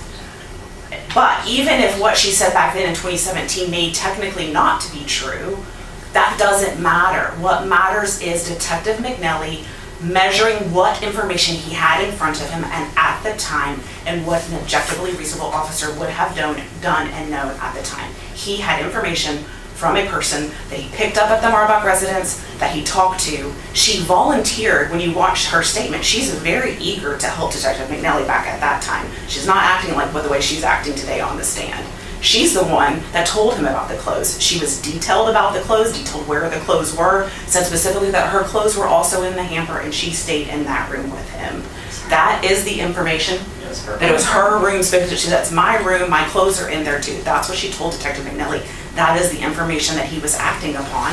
And then, to take it even a step further, objectively reasonable officers, when they get to the Marbach location, there are other people there. Alicia, the homeowner, you heard testimony from her back in 2022.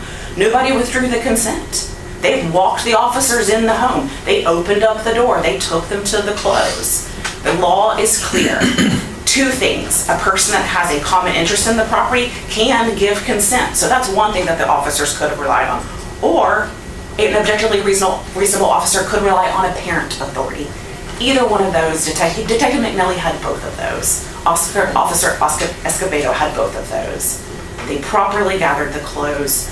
The court's ruling was correct back in 2022. I won't belabor the case law that your court's already outlined in its findings. We would just ask the court to stand by its ruling and deny the motion to suppress.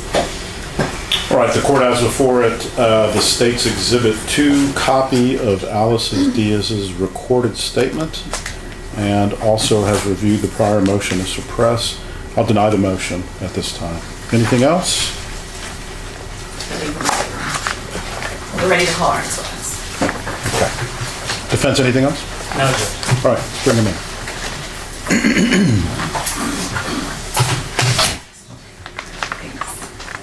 Charles, do you have any exhibits that are here? Okay.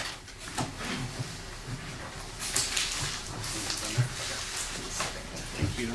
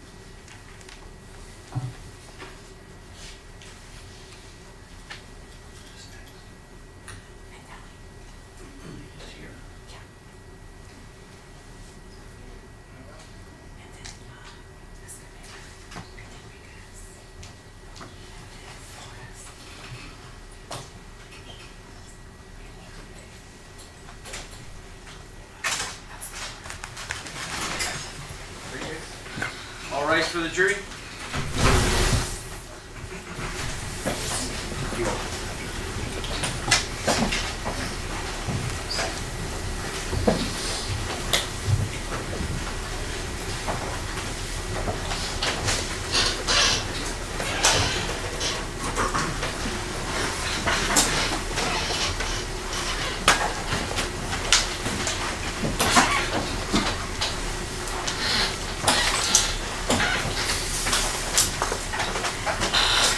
May be seated. Welcome back, members of the jury. Just for your time, I do intend to give you a short break from now to the conclusion of the day's testimony, and I anticipate stopping about 5 o'clock today. All right. State, you can call your next witness. Thank you, Your Honor. The state calls Detective Juan McNelly.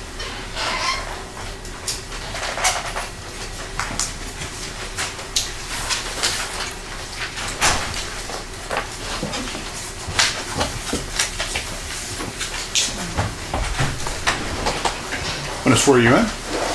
Raise your right hand. Do you solemnly swear or affirm that the testimony you give in this trial will be the truth, the whole truth, and nothing but the truth so help you God? Yes, sir. All right. You may need to adjust the microphone. If you could just introduce yourself to the jury and spell your name for the court reporter, please. All right. I am Detective Tom McNelly. It's spelled T-O-M. My last name is McNelly, M-C-N-E-L-L-Y. All right, state. Thank you, Your Honor. Good afternoon, Detective. You're not the first detective that the jury's met so far in this trial, but just briefly tell them a little bit about your background with the San Antonio Police Department. I've been on the police department for about 26 years. This April will be 27. In 2017, I was assigned to the homicide detail. I worked there for about 10 years in total, and I'm currently assigned to the North CRT office off of Jones Molsberger. Okay, so back in 2017, is this one? You were working with homicide, correct? Yes. And how long at that time had you been with the homicide division? I got assigned my first murder case back in late 2009, early 2010. So I was already there about 7 years. And so back then in 2017, was it common for you to help out your fellow detectives in an investigation? Yes. And then specifically back on August the 5th of 2017, did you help Detective Juan Espinosa with a murder investigation that he was conducting? Yes, I did. And what did you do? How did you help him? In that case, he asked me to help him interview a family member of somebody that was missing, that would believe we had some suspicious circumstances surrounding their missing. And then maybe I did get a little bit ahead of myself, but on August the 5th, was it a homicide investigation or was it still a missing person or a combination of both? I want to say it was a combination of both because I think Elizabeth was reported missing, and I believe they found her car prior to me speaking to Alice. And so then with regard to that, whose statement did you take? Alice Diaz, I took a statement from her. And where did you take that statement? At our headquarters office at the building. And just generally, without saying anything that she told you, what was her demeanor during this statement? She was responsive to my questions. She was very calm. She wasn't argumentative or anything. I found her to be very cooperative in the whole thing. And then during the interview, did she in fact give you some information that you acted upon? Yes. Okay, and what did you do with that information? How did you act? I asked for her permission for some item of clothing that she said that were back in her bedroom and back in her hamper. Hearsay. That's not what she said. Response? Just to take, I think my question is, what actions did you take based upon the information that she gave you? We collected some clothing belonging to Guadalupe Contreras. Did you collect those items yourself, or did you have somebody else do that? Somebody else did from I want to say it's our CSI unit. Do you remember who might have collected those items? Okay. No, it's 2017, it's a while back. And so the jury knows that Detective Espinosa was the lead detective on this case. Besides taking that statement, was there anything with significance that you did to assist Detective Espinosa that we need to discuss? No, that was probably my whole role in the case was just speaking to Alice. And pass the witness. Approach. Yes.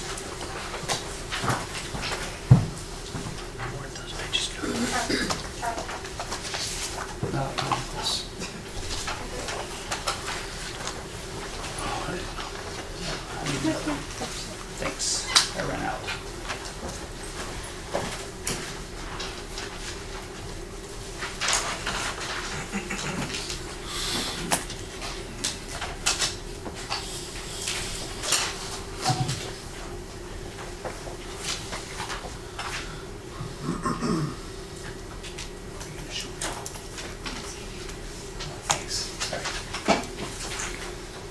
So I'm going to show you what's first marked as defense exhibit number 7. Take a second, see if you recognize that.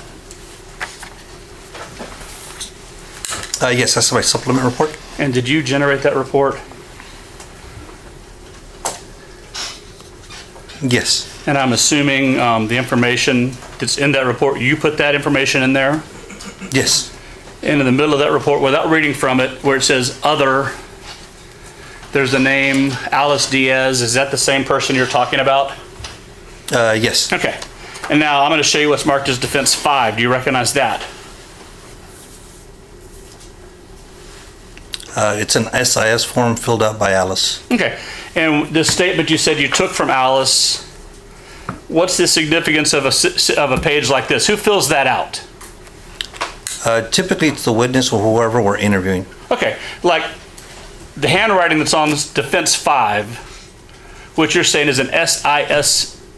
You said what? SIS what? I'm sorry. An SIS form, it's a statement information supplement. Okay. And the purpose of this is to get accurate information from somebody you're taking a statement from. Is that correct? Yes, And the reason it needs to be accurate is for situations like now. We're in a trial, and if you've needed to know like the home address, where she lived at the time, where she worked, those things, it's all in here. And she gave you this information on that day, right? yes. Well then, they don't match. Is that significant? I mean, the home address that she gives you is not what you list as her home address. Is that some kind of mistake on your part? I mean, certainly I think she would know where she lived, right? She lived at 4227 Dysart. Objection to counsel testifying. Well, is that where she told you? Well, in parentheses, she put 331. That's not what I asked you. What she lists as her home address, right? Yes. And it's not what you put. In her home address, she puts in parentheses 331 Parentheses. Marbach. Yeah, Yeah. So she tells you one home address and you decide she lives somewhere else. Is that why you decided you don't have to get a warrant? Because you didn't get a warrant, did you? no, it was her consent. You went to a house where she didn't live, not her home. Yeah, in parentheses, she put 331 Marbach. Parentheses. I heard you. Okay. It's not her house.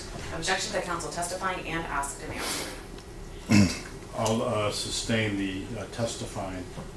Well, objection. it's not the address she lists as her home address, except for the parentheses, right? Well, in the parentheses, she put 331 Marbach, Where her boyfriend and her daughter live, right? where she said she lived.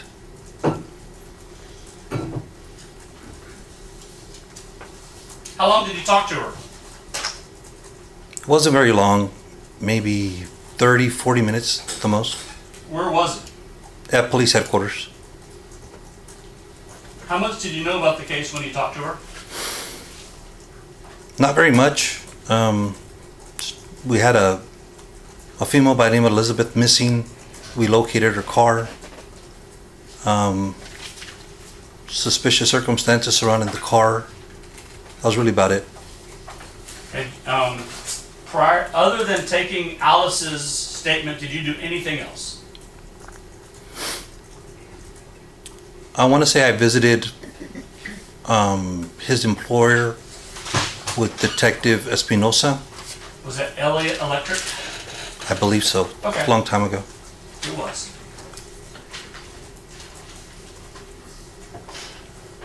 And then I think maybe we visited 331 Marbach. I'm sorry, come again?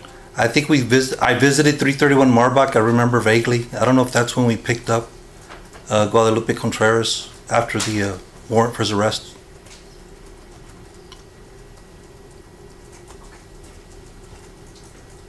So you know how to get, did you get that warrant? The warrant for Guadalupe Contreras? Yeah. No, sir. Okay.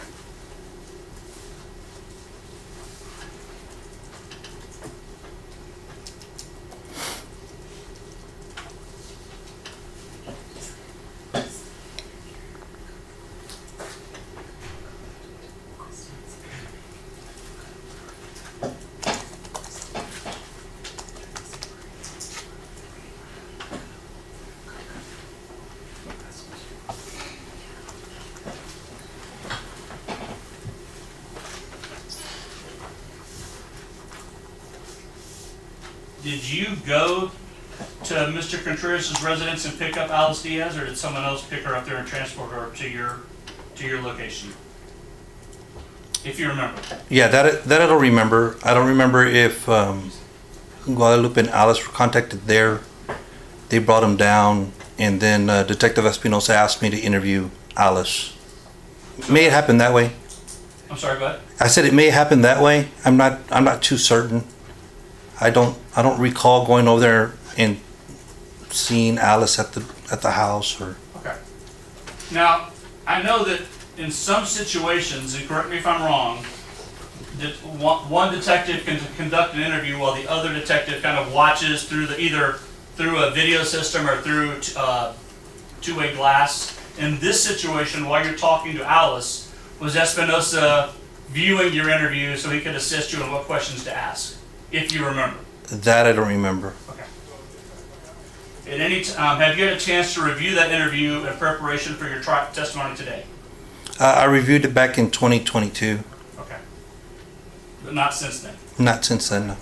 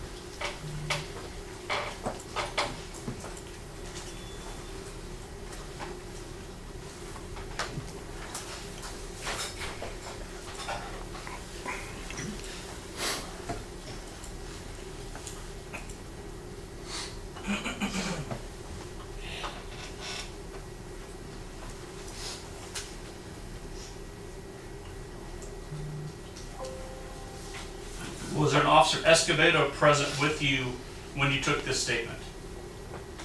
If you remember. I don't remember, but I want to say Escobedo was the officer who arrived at headquarters to transport Alice back to her address at 331 Marbach. Back to Guadalupe's house? Back to her house. Well, she lives on Dysart, according to her statement. So back to Guadalupe's house. Again, objection to counsel testifying. This Well, witness I'm has just- answered that question. Okay. It's okay.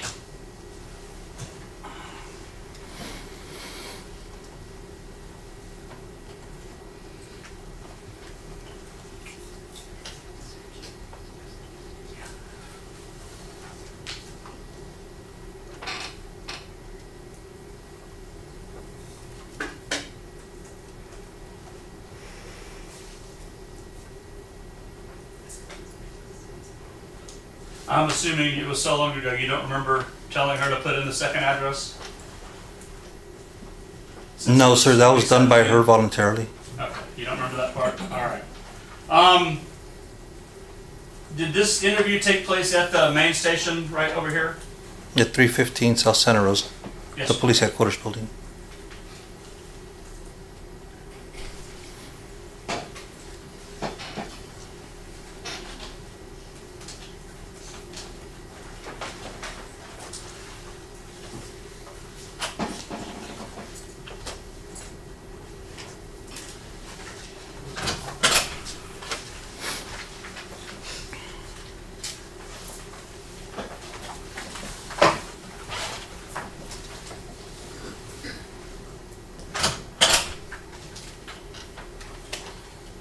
you said it was 30 to 40 minutes? I believe so. It wasn't very long. Okay. And so, if your report indicates at 1200 hours I assisted Espinosa, is that safe to say that's about what time the interview started? Yeah, about noon. Okay. Yeah, lunchtime. I don't know.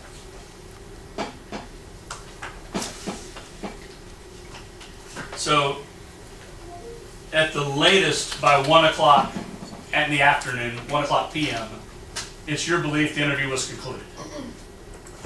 More likely. I mean, it's on DVD. It's recorded. It's provided to yourself and the prosecutor. I don't know to the minute. I've just run into some time problems on this thing, so I'm just, but based on your recollection, around 1 o'clock should be safe. I believe so. Yeah. Okay. I don't think it was longer than an hour. All right, that's all I have, Judge. Thank you. Thank you, sir. Just one brief clarification, knowing that memory back in 2017, whatever time is on the statement, that would be the correct time on the video recording, is that your understanding? Yes. Nothing else, John? Nothing further, Judge. Thank you. Thank you.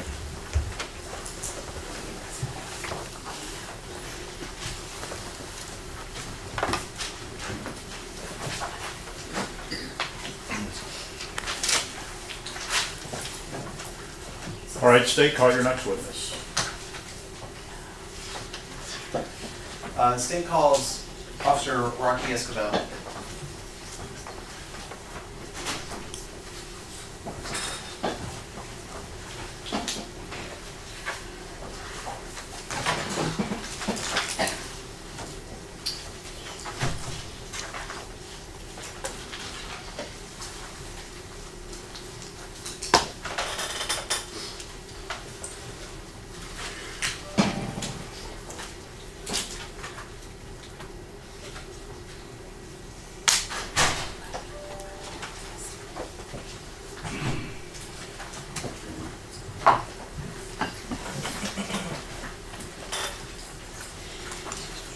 You can have a seat.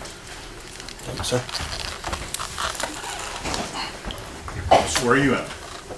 Do you solemnly swear or affirm that the testimony you give in this trial will be the truth, the whole truth, and nothing but the truth, so help you God? I do, sir. All right, you may need to adjust the microphone. Make sure everybody can hear you, it is pretty strong. Pretty strong. Okay.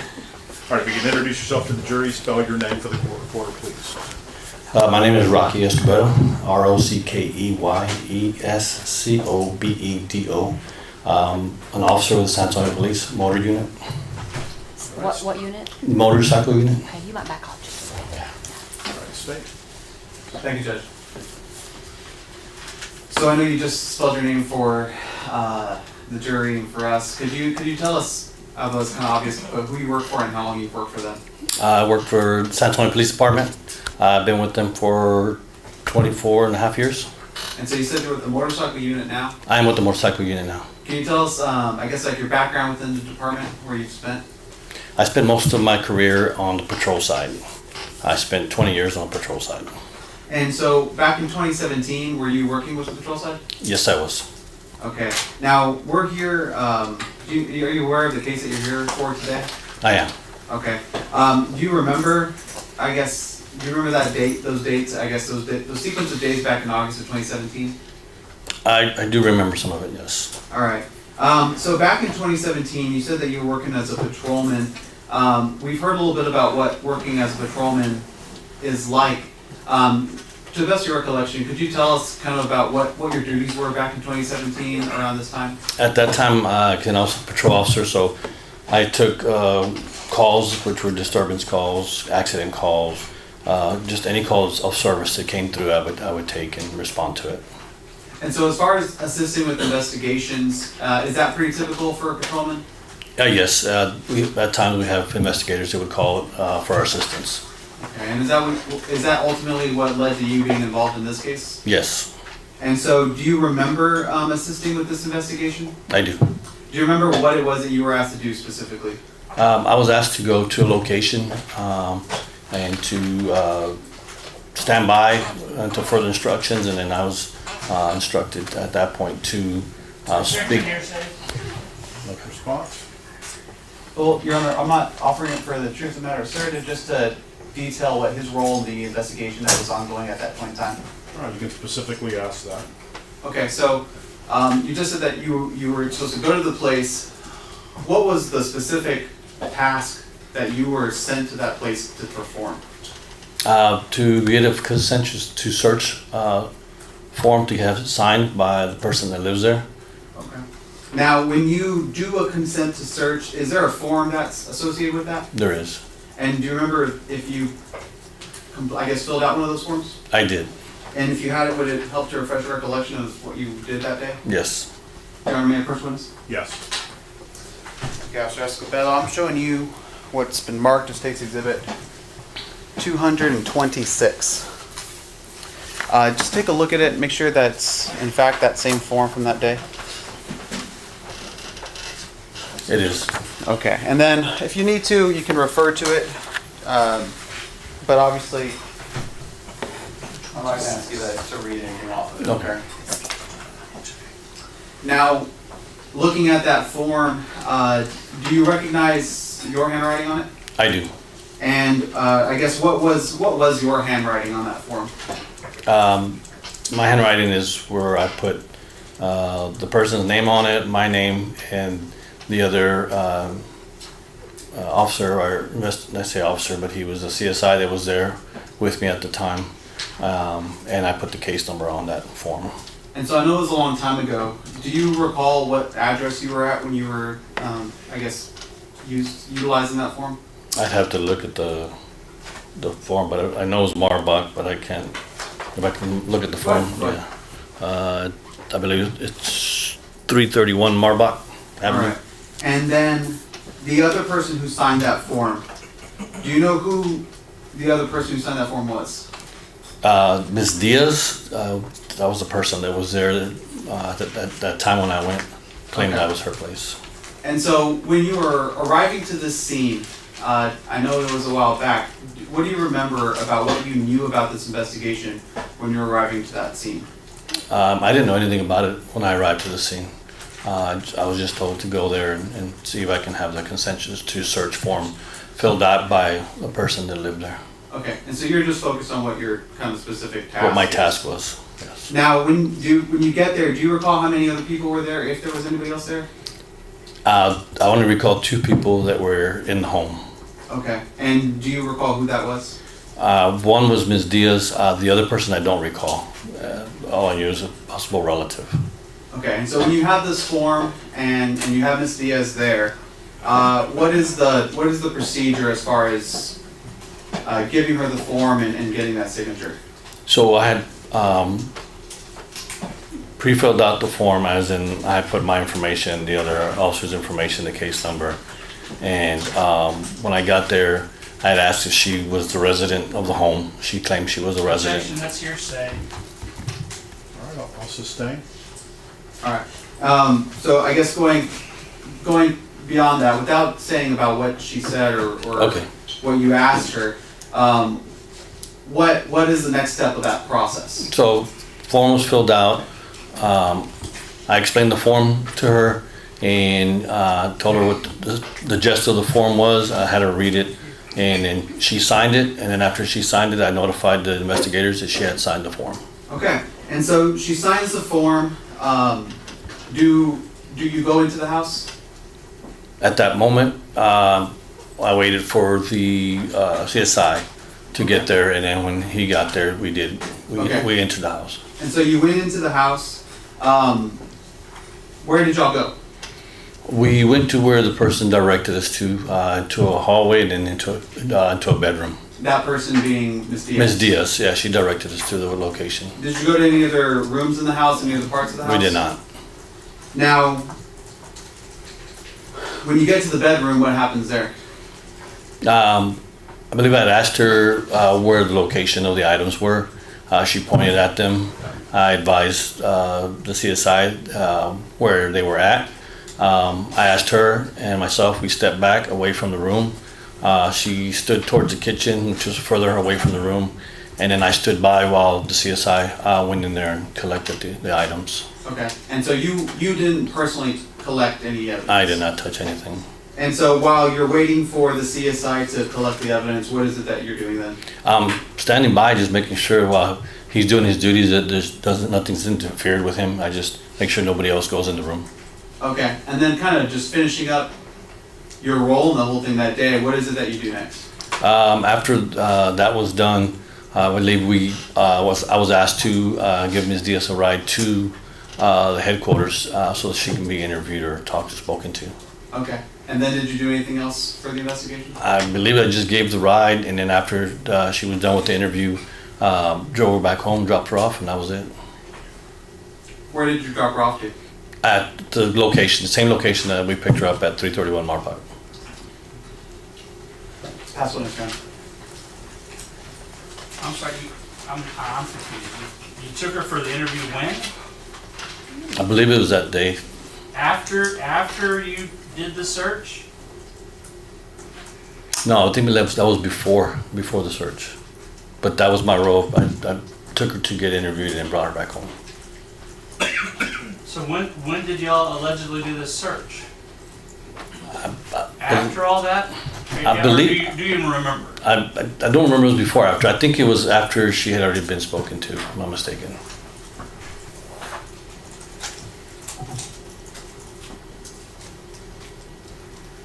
Can I approach it? Yes. And do you have the document they gave you? If Yes, I look at it?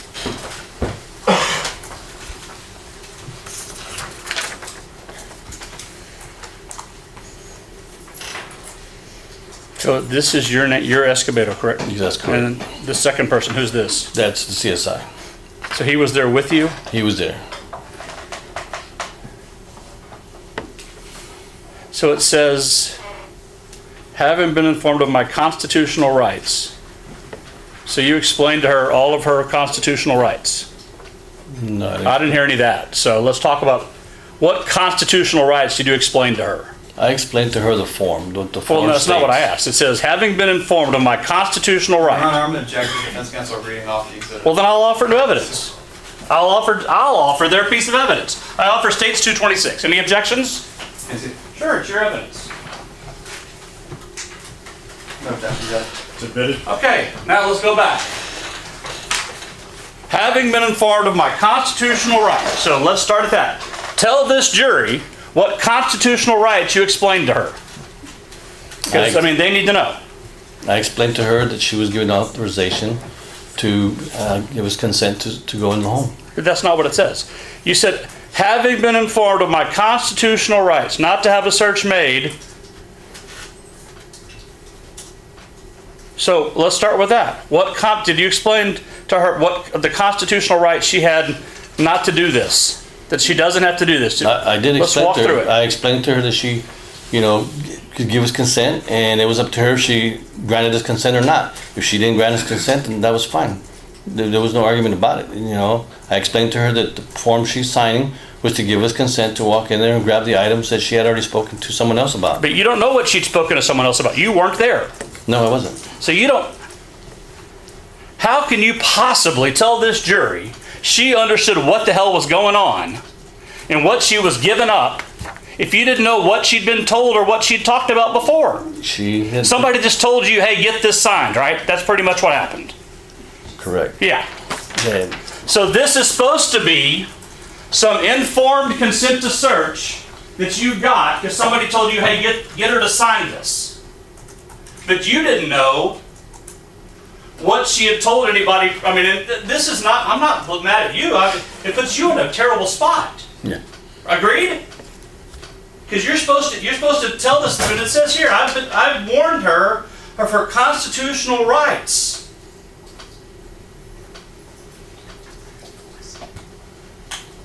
But you don't even know what she's told somebody. Did you know, for example, the room you were about to search had a lock and a key that she didn't even have a key to? No. You've been an officer a long time, right? Mm-hmm. And yet, they hadn't told you anything about this thing. They just basically say, hey, make sure she signs a consent before you... I was advised that she was gonna point out some items that were in the room to be collected. And make sure she signs a consent first. She kind of, exactly, before we go in any home, we ask for permission and we get it signed. We ask for the consent to search. But, I mean, so how much time did you spend going over this with her, making sure she understood exactly what rights she was waiving? A few minutes. Well, tell me about it. I mean, constitutional rights, that's a big deal. Okay, So let's talk about that. okay.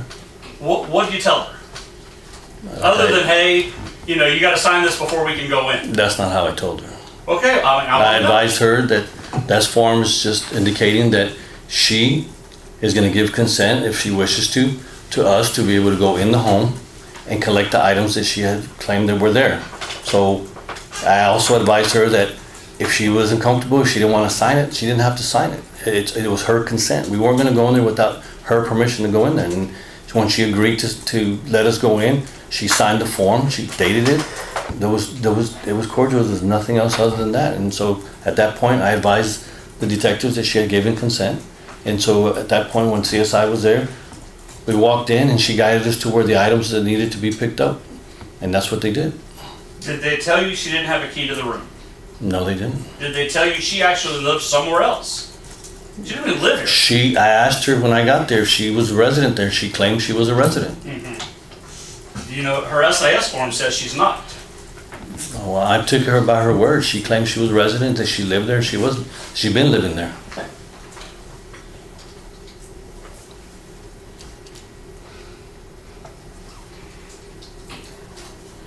What time was it signed?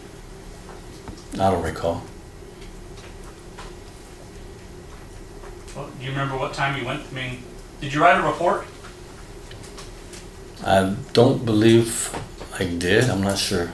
It's been a while. I couldn't tell you if I did or didn't.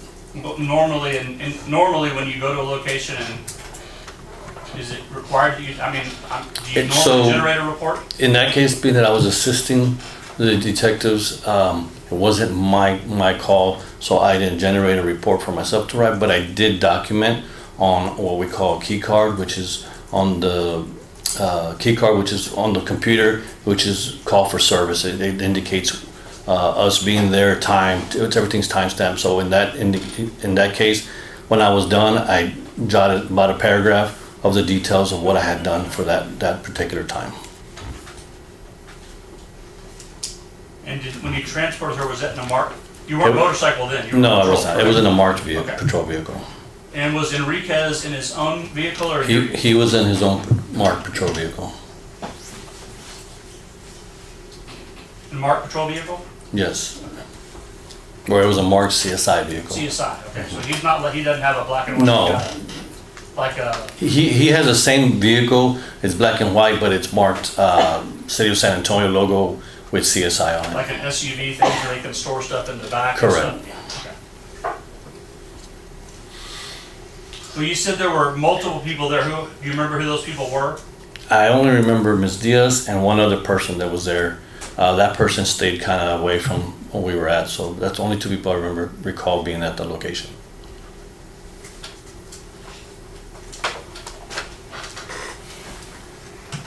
And who was the detective you were talking to about this when they said, hey, make sure she signs this, and you told him, hey, I got it signed? Who was that detective? If you remember. I want to say it was Detective McNelly, but I'm not going to be sure on that. Okay.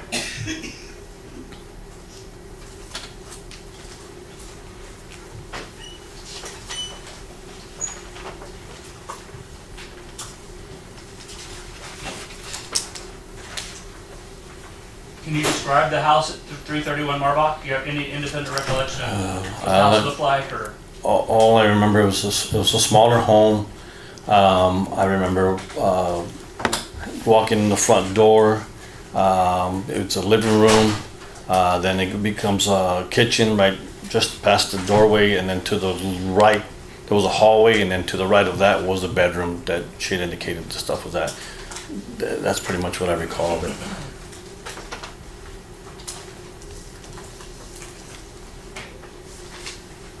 And that you only searched that one room? That one room.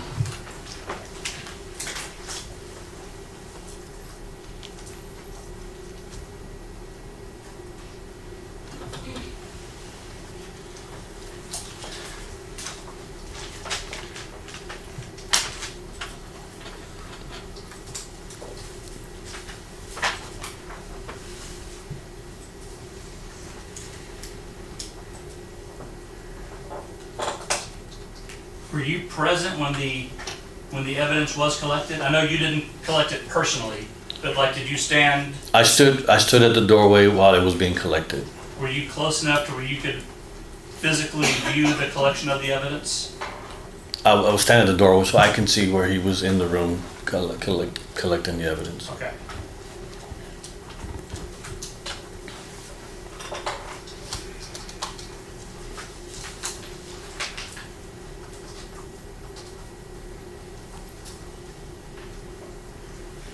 How would you describe the bedroom? Small. I recall just enough to where it was a mattress and a bunch of clothes to the side of the room. But that's about all I can recall. You remember the clothes that you collected where they were? Not you, I'm sorry, I misspoke. Not you collected, the clothes that were collected in your, I misspoke. The clothes that were collected in your presence, where were they, if you remember? All I remember is they were just on the other side of the entrance of the room, the doorway. So this is a doorway. Just to the right of the doorway, there was some baskets there, and that's where I believe he was collecting the items from. Okay. So to the right of the door? Correct. Okay.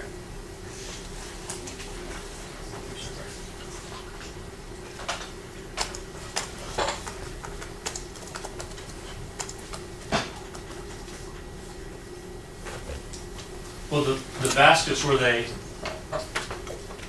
if you remember, were they full of clothes, halfway full? There was clothes all over the place. So I don't know if they were full or half full or not. Okay.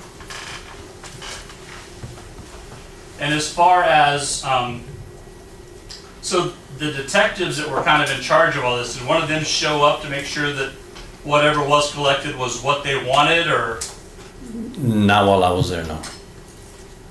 Well, did you stay there the whole time? I stayed there till the items were collected, and then once the CSI collected them, and I believe bagged them and so forth, once he was done, then we were done. But like I said, while I was there, no one else showed up. So let me get this straight.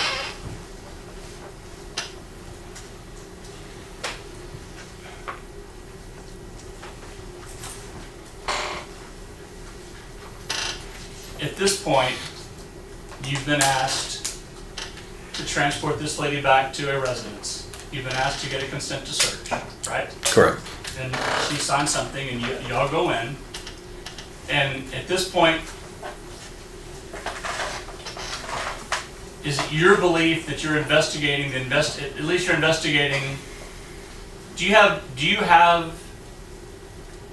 an idea that some type of serious offense may have been committed? At that moment, I did not. Okay.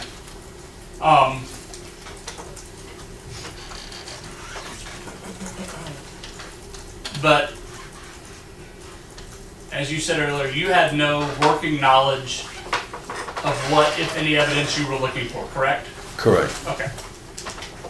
And the person that would know that would be one of the detectives, presumably, who was in charge of the case, whether it was, I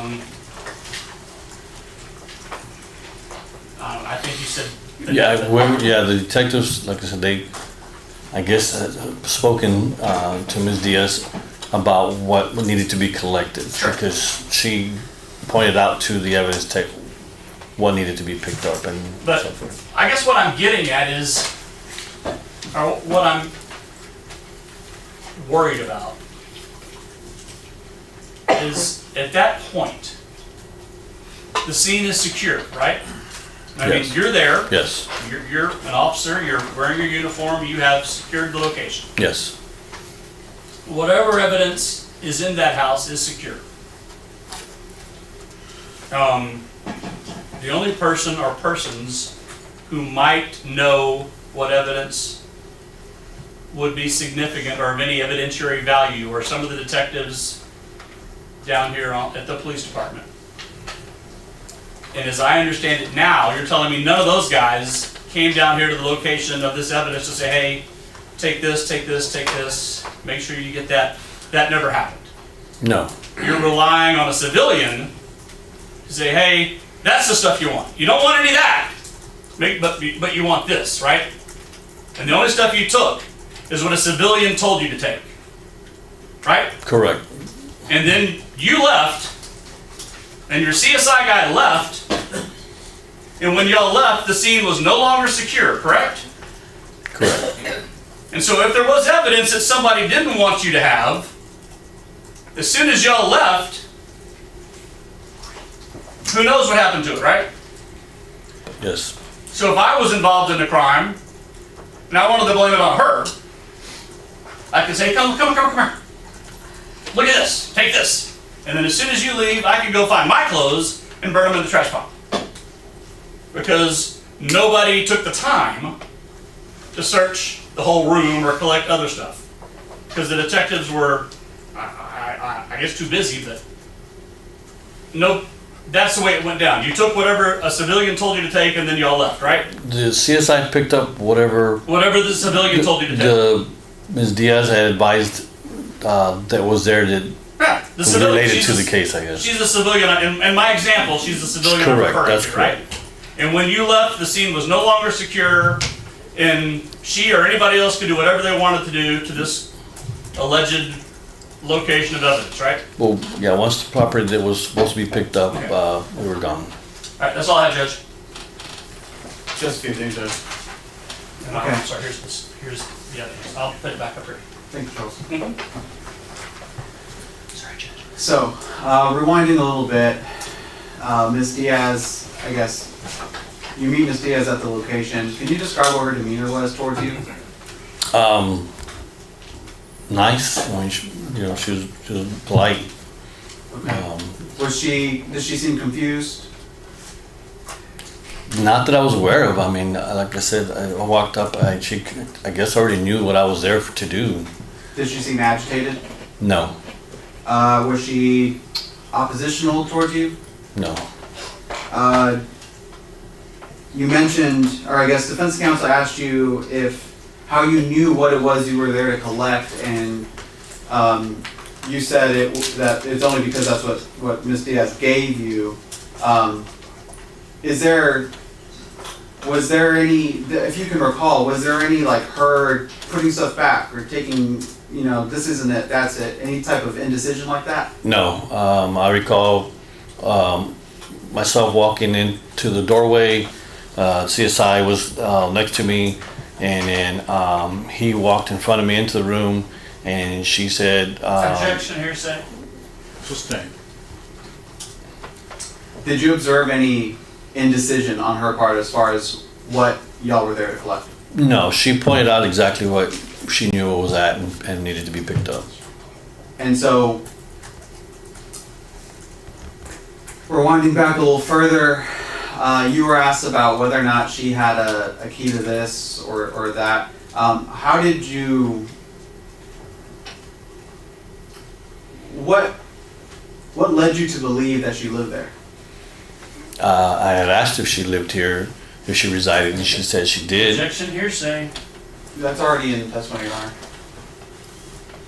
All right, and so with that question, that answer, I'll overrule. I'll just move on, Your Honor. Okay. Now,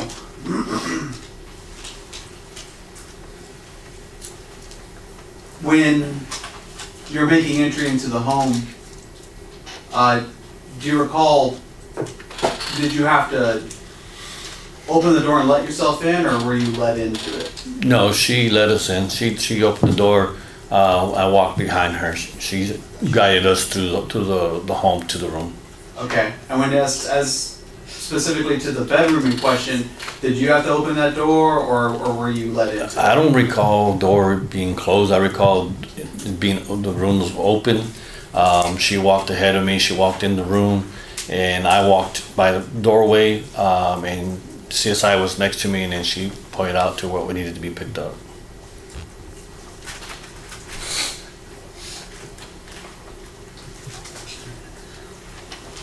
Possible answer, Your Honor.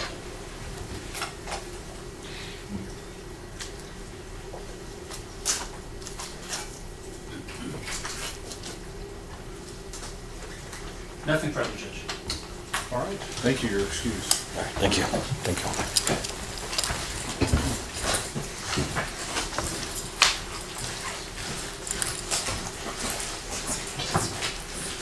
Everybody on the jury okay? All right, State, call your next witness.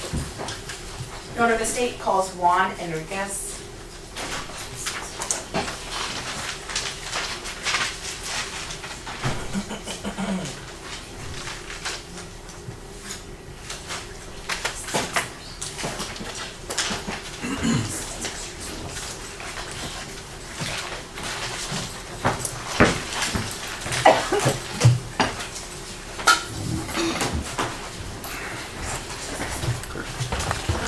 I'm going to swear you in.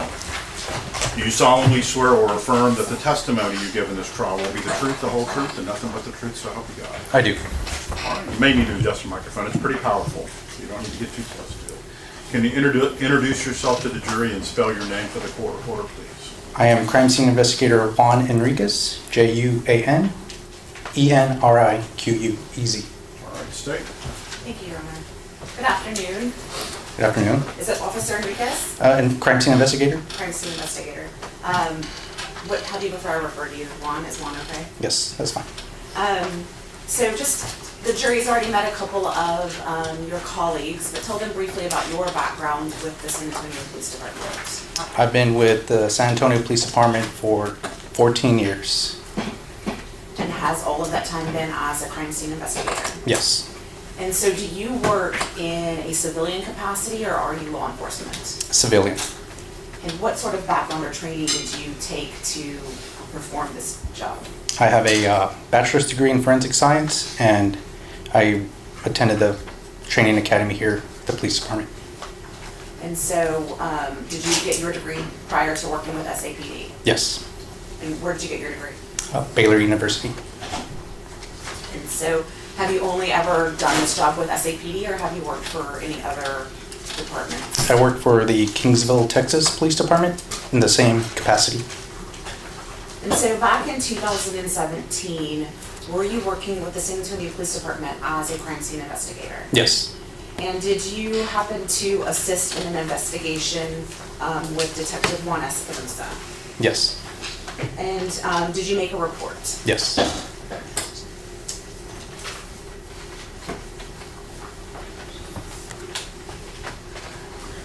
One second. Well, before I do that, 2017 was a long time ago. What do you remember were your assigned duties back in 2017? Back on that, in this incident, I was initially responding to the scene to drop off some supplies for one of my colleagues, and then I would later return to collect some items of evidence. Okay. So then, does that mean that you responded to two different crime scene locations? No, it was the same location. So just kind of back up a little bit. You said the location, but what were your duties? What were you tasked to do? Collect some evidence and take photographs. Okay, and did you do that? Yes. Can I have a picture on? Yes.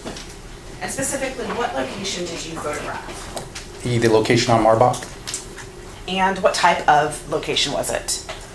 our residence. And I'm going to have you look through State's Exhibit 180, State's Exhibit 180 through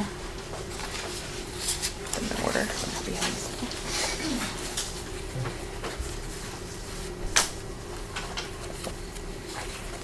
Let's give it to you in chunks so we can kind of keep track.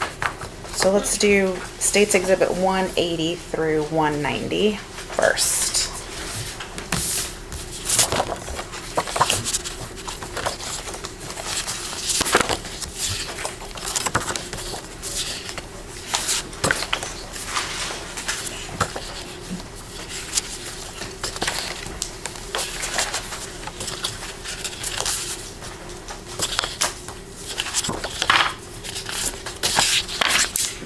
And then do you recognize what has, what you've just reviewed between States 180 and 190? Yes. And how do you recognize them?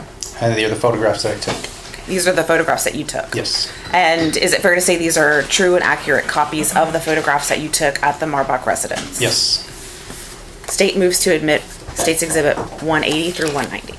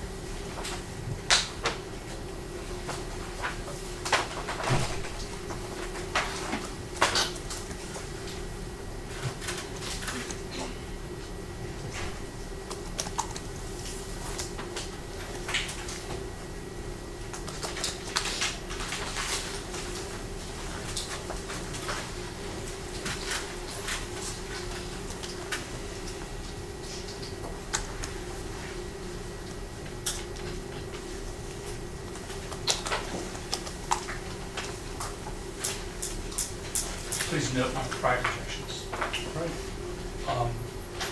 Right. So the court notes that is preserved for the record, overruled, and admit State's Exhibit 180 through 190. Thank you. May I publish? Yes.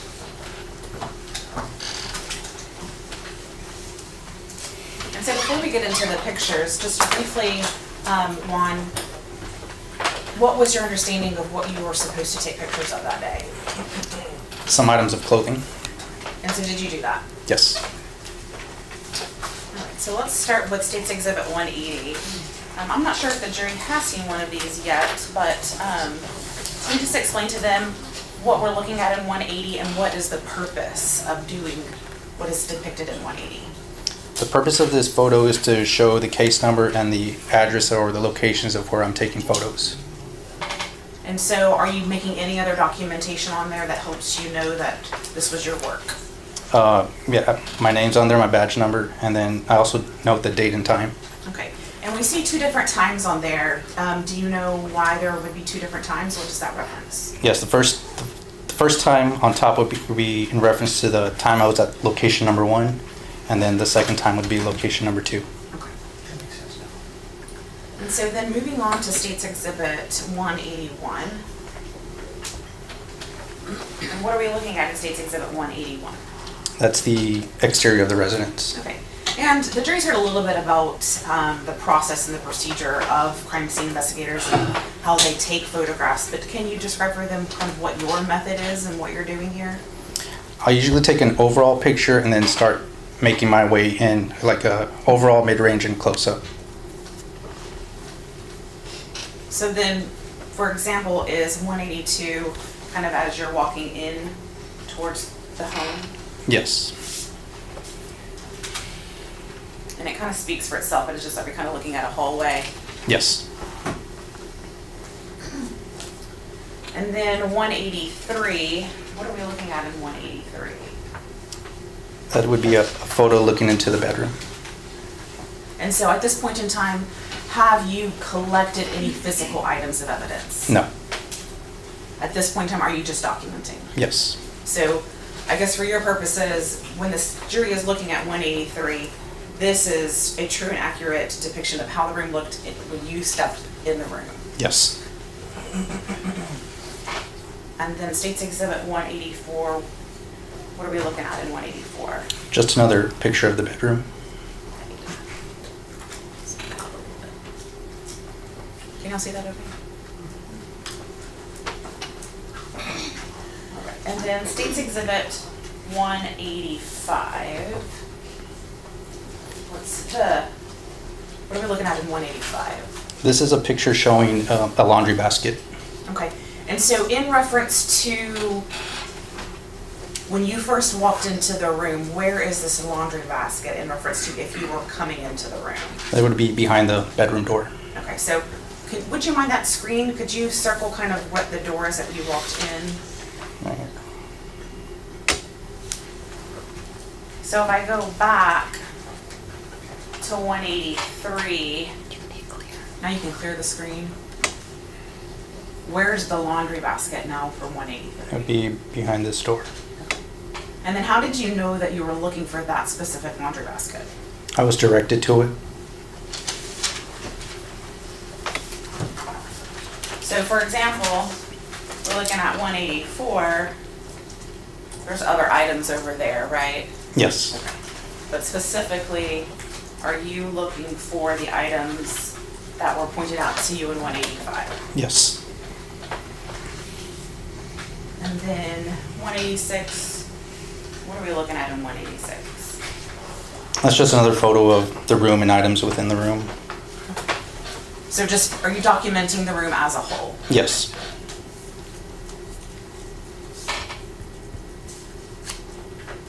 So 189, what are we looking at in 189?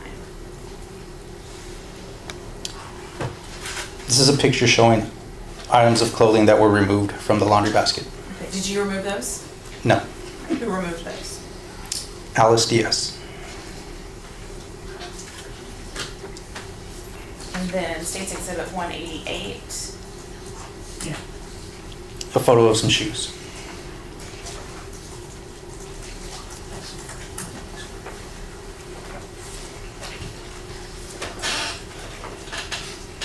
So do you remember how many physical pieces of items you collected that day? No. The Looking exact at a number. copy of your report help refresh your memory? Yes.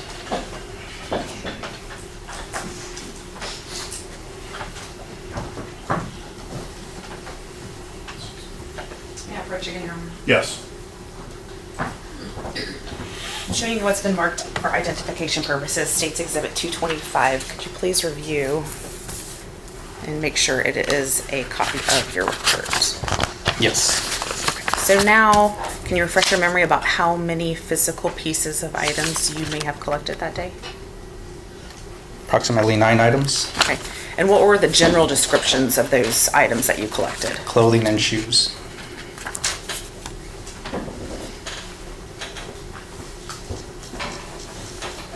Now, you made documentation of the whole room and you collected 9 pieces of items. If anything else would have become relevant, would you have collected that? Yes.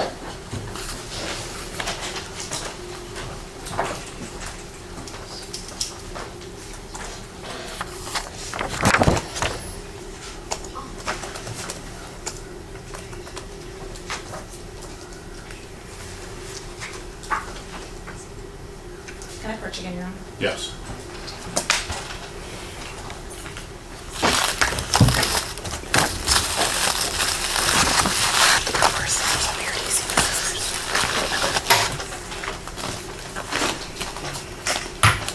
So while we're getting this, sorry.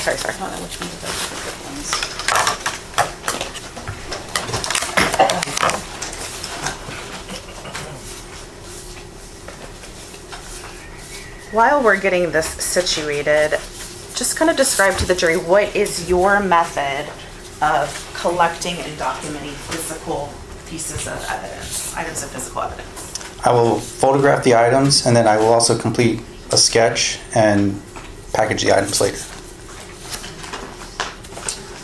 So when you package them, is there a way that you package the items so that you know that it's your work? Oh yes, I seal the evidence bag with evidence tape and with my initials and date. Okay, and besides your initials and date, is there any other unique identifier that you give to items of physical evidence? Yes, I'll give it an item number. Okay, is there any additional number that you give them? And a case number. Okay. So can you please look at what's been marked as State's Exhibit 206 and 207?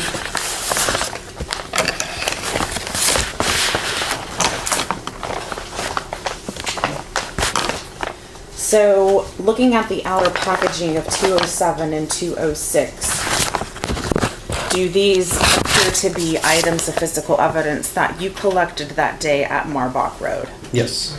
And again, how do you know that? The case number and my initials on the seals. And so, to me, they appear sealed, but is there any way that somebody else could have gotten in there and replaced them with some other item of physical evidence? No. So where are these items stored? In the property room. And does just anyone have access to them? No. So just to further confirm that these are the items that you collected, could you please open 206 and 207, and without showing anything to the jury, just peek into them and just confirm that it is the items that you collected.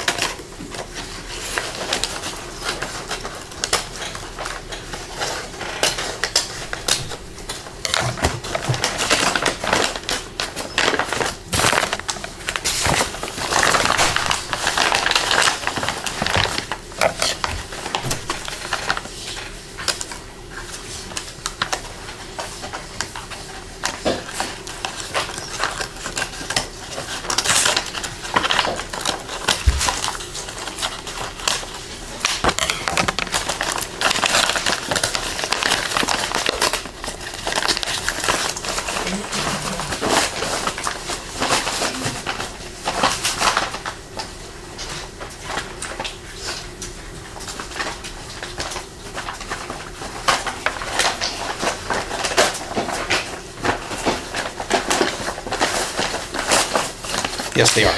So 206 and 207, these are two items that you collected at Marbach? Yes. Okay. And you said you also documented these items in photographs? Yes. So again, going back to State's Exhibit 189. Wait a second. Do we see, to some extent, what's in State's Exhibit 206 and 207 in the photograph you took in State's 187? Yes. Okay, and then kind of circle for the jury where those items are. And so the circle that you've made, those are the items that you've collected, and they're in the bags of 206 and 207. Yes. State moves to admit State's Exhibit 206 and 207.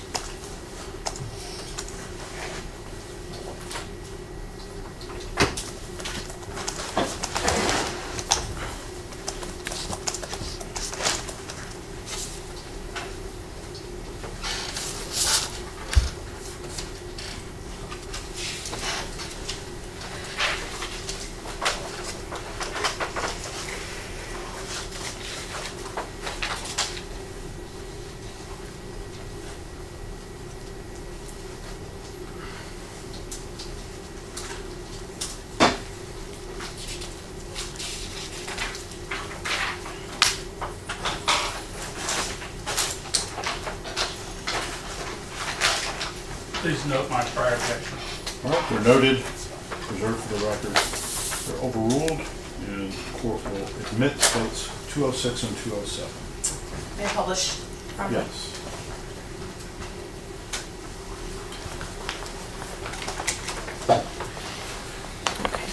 Juan, could you please pull out what is in 207?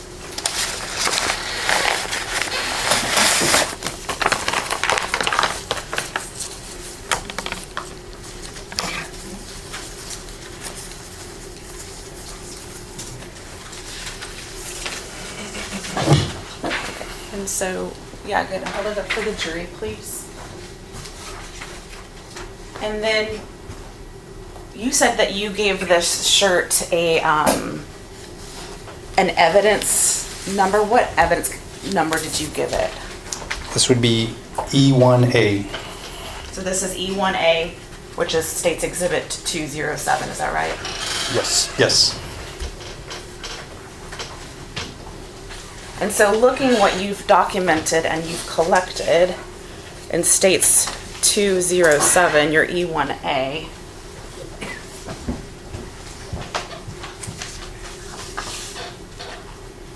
I'm going to show you what you previously admitted.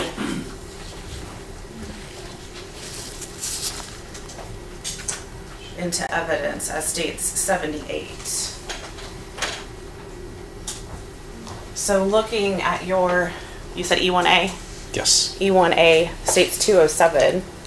Does states 78 appear to be the same shirt? It appears to be. Now could you do me a favor and pull out what's in states 206?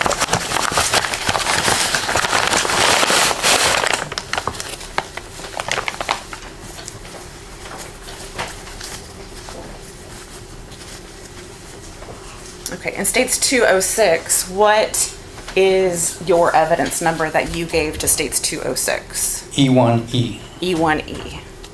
And does it, if you can tell, does it appear that your E1E in states 206 to be depicted in the picture on the screen? Appears to be.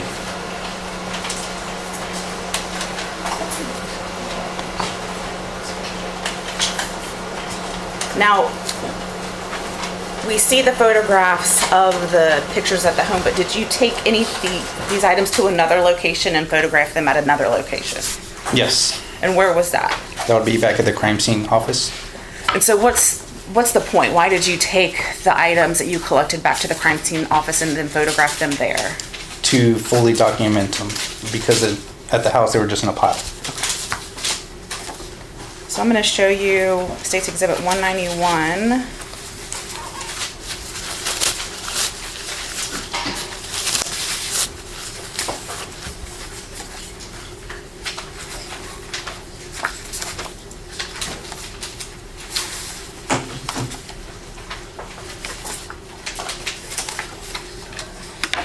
States 191 through States 205. Could you please review States 191 through 205?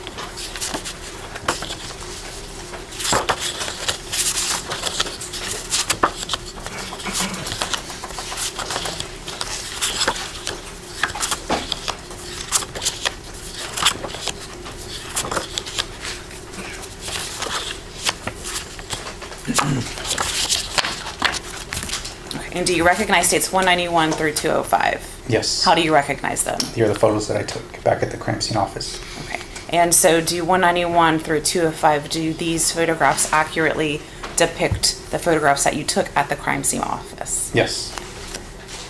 State moves to admit 191 through 205.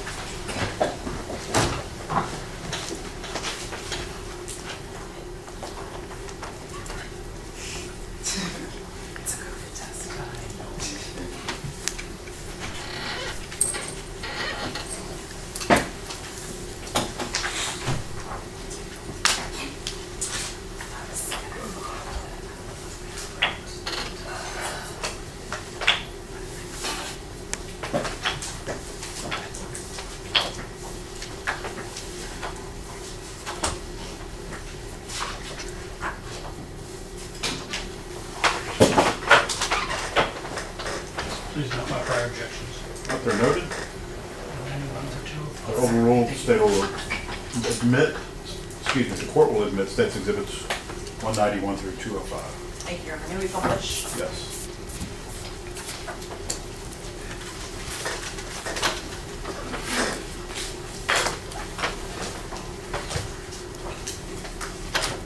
Okay, so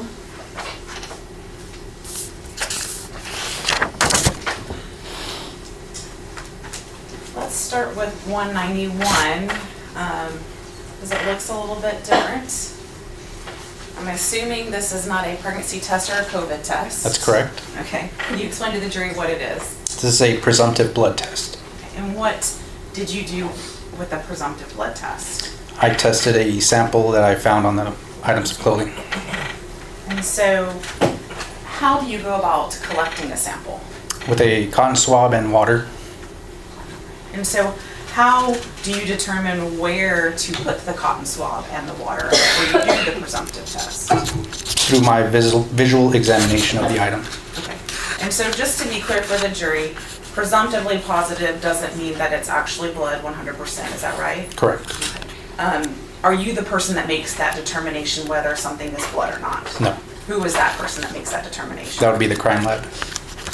And so your cotton swab and your water for the presumptive test, can we see in State's Exhibit 190 maybe where he might have taken that? Yes. Okay, is that the visual that you're talking about? Yes.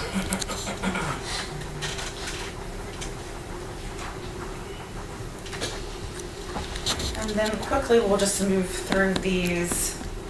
Showing 192 is just this you documenting the other items of clothing that you took from the home at Marbach. Yes.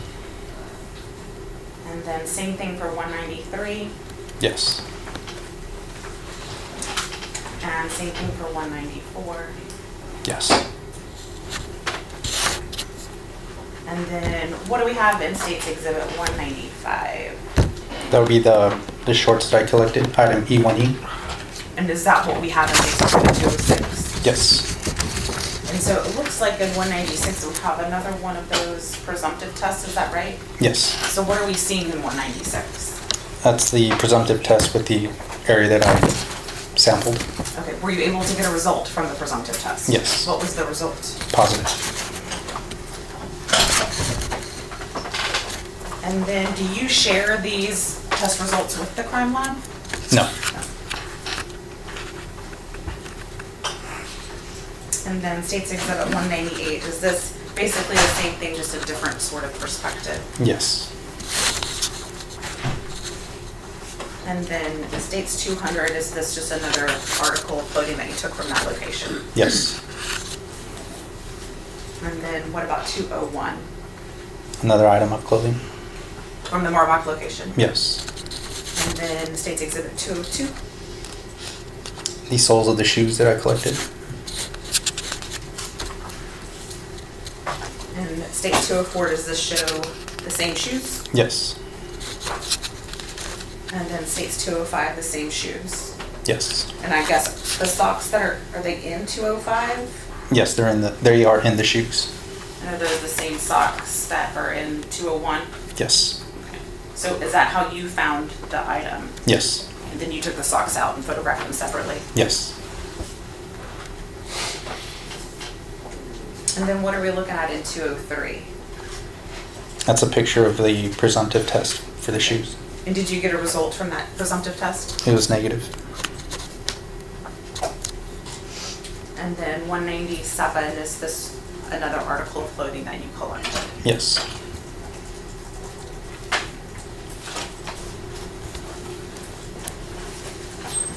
So besides taking the photographs at Marbach and collecting those physical pieces of evidence, actually I do have one more question.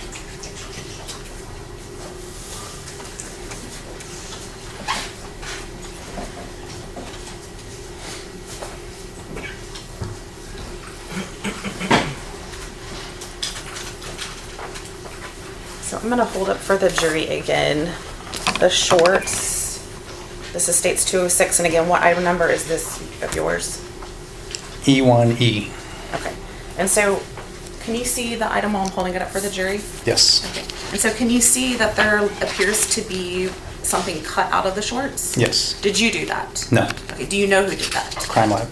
So you can't explain what happened after that was cut? Correct. But before, when you grabbed him, it looked like what they did in the photograph? Yes. And then,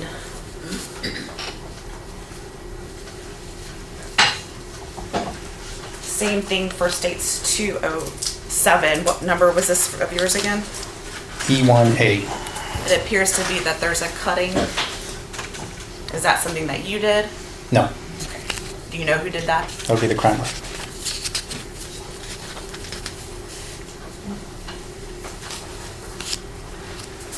So now, besides taking the photographs of Marbach and collecting those pieces of evidence, did you have any other responsibilities with regard to this investigation? No.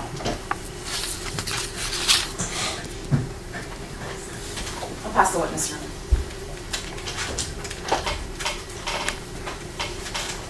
May I proceed? Yes. So, 14 years, Yes. this has to be a incredibly memorable case for you, I would assume, correct? Yes. I can't think, I've been doing this a long time. Can't think of one case, and maybe you can, but where a crime scene guy goes to a scene and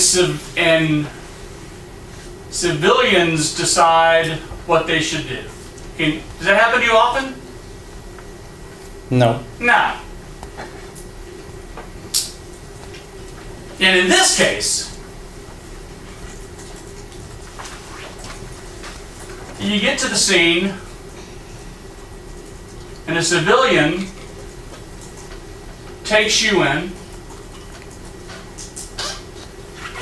and there's a hamper full of clothes, right?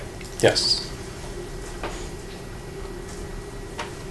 And as I understand it, your training, and I'm pretty confident this, is to glove up, to maintain and preserve evidence, right? Yes. Okay. So your understanding is you're there to collect evidence, right? Yes. And at that point, do you have reason to believe that hamper possibly could contain evidence? Yes. Yet, you allow the civilian to rummage through the hamper and take out the items they think you should have. Because that's the way it sounds to me like this went down. Am I missing something, or is that the way it actually went down? Well, it was her hamper that she was going to go through and give me some items of clothing. Does that make it okay? I mean, it's evidence in who knows what. I mean, at this point, do you even know if she's involved? I just know I was there for her to direct me to some items of clothing to be collected. So what if I killed somebody? Okay? And when I finished, I cleaned up with a towel. And I took that towel and I put it in a hamper. And then I put my clothes, or somebody else's clothes, in that same hamper. Would that blood soak from that towel onto somebody else's shirt? It mightn't it? It's possible. Okay. Then if I wanted to get the owner of the shirt in trouble, I might call the police and say, hey, come here. Look at this shirt.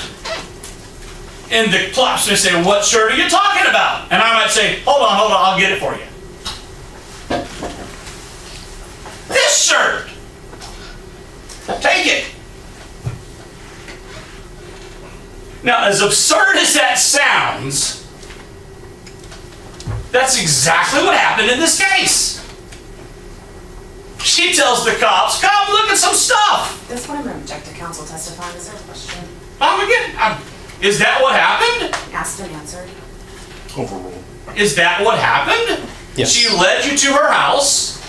She walked you in, and she said, look, let me get you some stuff. And instead of you taking the hamper in its entirety, you let her dig through and give you what she wanted. Did you go through the rest of the hamper? Yes. You did? Yes. Where is it? At the house. At the house.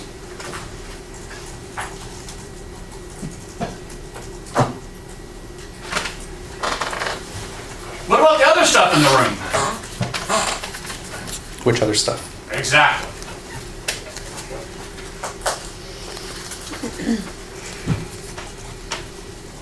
Did she have on gloves? Did you at least loan her some gloves? And she didn't. Okay, well, at least, who was in charge? Espinosa, was he the detective in charge? I believe so. Did you at least I know this was a long time ago, could you FaceTime with him and say, man, look at this place, it's cluttered, it's full of clothes. What do you want me to get? I did not FaceTime him. Did he show up and say, hey man, this is an important case, we may end up in a trial. Let's make sure we get everything? He was not there.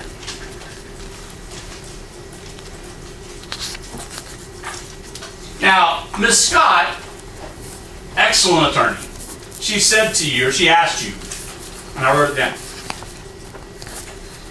If anything else had become relevant, would you have collected that? And what was your answer? Yes. Yes. Now, what's the problem with that question and that answer? I don't know. Okay, I'm gonna help you.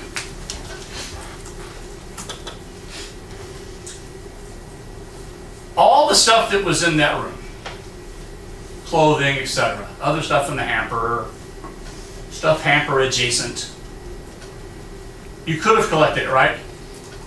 Yes. Okay. And if you didn't need it, you could have given it back, Correct. thrown it away, No. whatever you needed to do, you could have done that. Yes. Okay. But at least we know, or you would have known, or they would have known, or somebody would have known, hey, we checked it. Yes. That way, if anything else had become relevant, you could have collected that. In this case, when you and your cohort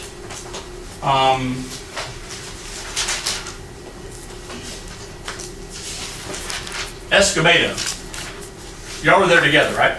Yes. When y'all left together, right? Or close time? Yes. When you left, who'd you leave behind? I don't know if he was in front of me or if I was behind him. Okay. At some point you left and the house was left in the charge of the same lady who pointed out the stuff she wanted you to have? Yes. You see my concern with that situation? Not exactly. No? No. No? You've never had a situation where somebody might have committed a crime and trying to plan on somebody else? It's possible. Happens all the time. I mean, you've been doing this a long time. Come on, we've been around. It's possible. All right. You have not been on a case where that happened. I mean, it happens. Objection to counsel testifying today is not in evidence. I'll sustain. Now, what I don't see in any of those pictures are any article of clothing belonging to a woman. Did you document any clothing at all that belongs to a woman? I did not. Did not. See anything in your pictures that look like a woman lives there? I didn't see anything. I don't remember. You want to look at them again? Where are they? Here you go. Check them out. I see a bunch of guy stuff. But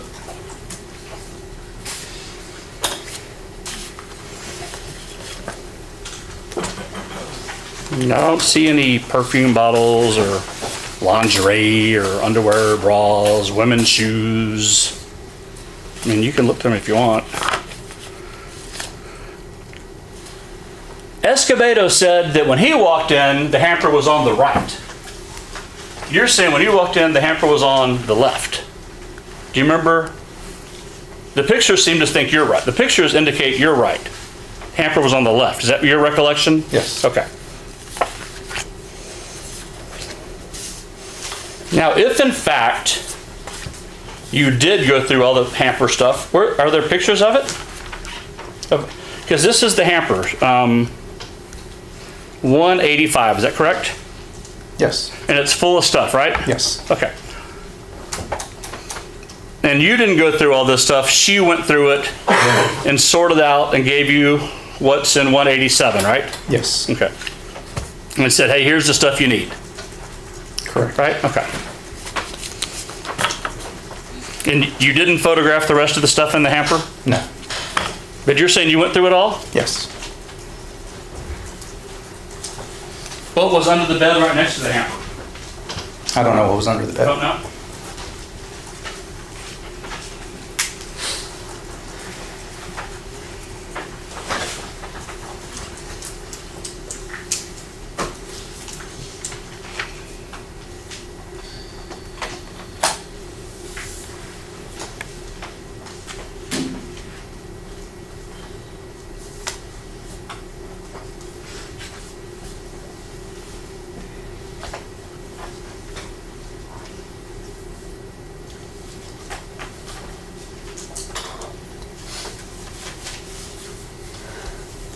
I'm told, or I have reason to believe, I should say, that when you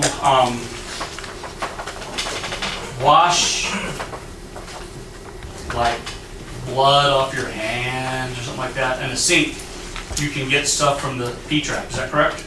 You ever done that? No, I've never done that. Are you aware that you can do that? Yes. Yeah. Did you try that in this case? No. No? No. So you find this shirt in 185, or you didn't, I take it back, you didn't find it, somebody gave it to you and said, hey, look at this. You believe it's got blood all over it. You don't take the next logical step is to look for more blood in the house? No. Is that because nobody told you to, or because she told you, don't worry, I already took care of it? No, because it wasn't believed to be a crime scene. Once again, is it because she told you it wasn't, or you just decided, you know, I'm going to take her word for it? No, she did not tell me that.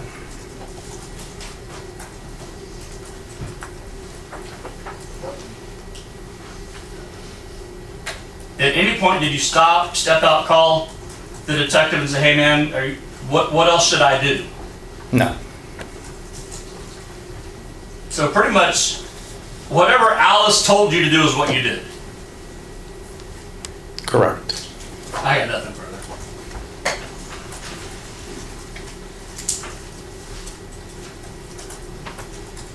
Yeah, Virginia. Yes.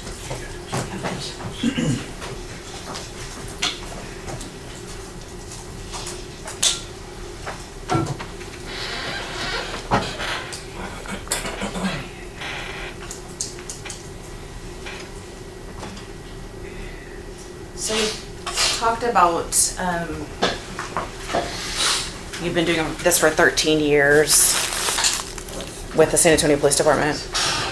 Yes. Have you investigated other, or helped and assisted the investigation of other homicides? Yes. Have you helped and assisted other investigations of missing persons? Yes. Okay. And do you always have all of the information when you're assisting investigations? No. So whose job is it to really have the complete and full picture of the investigation? The detective in charge of the case. Okay. But based on your training experience, your 13 years working with homicide, working on missing persons, in your training and experience, in your opinion, is it relevant to collect a piece of evidence that the suspect was wearing on the night that the victim Oh no, went Jesse, missing? he didn't know what she was wearing that night. I'm asking in his training and experience, his opinion. Yeah. Oh, overall. Yes. Wait, I'm sorry? Yes, it is relevant to collect. Pass the witness, Your Honor. Nothing further, Judge. All right. If you don't mind kind of cleaning that up for us, maybe putting those items back in their bags, returning the scissors and putting that other document on that. We appreciate it. And Your Honor, while he's doing that, were you about to give them a break? Yes, members of the jury, I'm going to give you a short break, about 10, 15 minutes. You're excused. All rise for the jury.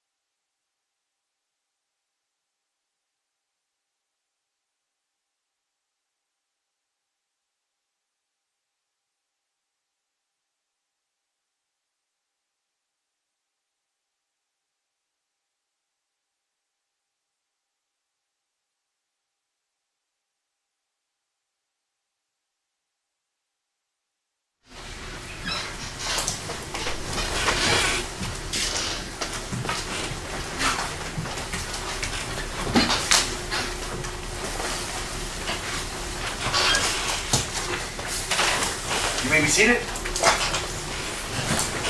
All right, members of the jury, welcome back. Remember, we're going to go through till about 5 today. I'm going to tell you now, tomorrow, come back at 1 o'clock. We had a really full docket in the morning, but we may not be done at 5:30. We may go past tomorrow. Telling you now just to make sure that you know that, you can plan accordingly, and make sure that we are done with this trial at the time, within the time frame that we talked about. All right. State, you can call your next witness. And state calls CSI Megan Duffy.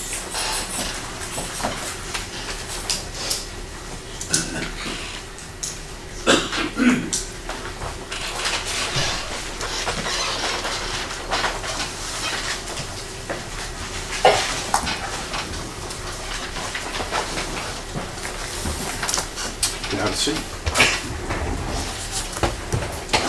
I'm going to swear you in. Do you solemnly swear or affirm that the testimony you give in this trial will be the truth, the whole truth, and nothing but the truth, so help you God? Yes, sir. All right, you may need to adjust the microphone. It is a powerful one. Okay. Could you introduce yourself to the jury and spell your name for the court reporter, please? Hi, my name's Megan Duffy. I am a crime scene investigator with the San Antonio Police Department. That's MEIGANDUFFY. All right, state. Thank you, Judge. Hi, CSI Duffy. How are you doing? Hello. Good, thank you. So, you're not the first CSI that we've heard from so far, but could you tell the jury and us a little bit about your background, how long you've been with SAP? Yes, sir. So I'm a civilian with the crime scene unit. I have been with the police department now since 2005. From 2005 to 2012, I was a police communications specialist, just a fancy way of saying that I was a 911 operator. I also supervised on the weekends in there as they needed help when the supervisors would be off. In 2012, in the spring, I believe it was April, I transferred over to the crime scene unit and I've been there ever since. I am a level 3 crime scene investigator and I am a certified crime scene analyst with the International Association for Identification. And I'm also a trainer for the unit. I train all the new detectives that come through. And so you said you've been a CSI since 2012? Yes, sir. And so, and you're still working as a CSI now, I guess you said that at the beginning? Yes, sir. All right. Back in 2017, you were working as a CSI. Do you remember the case that we're here for today? Yes, sir. And so, did you process a vehicle back in 2017 at the 9th Street stall? Yes, sir.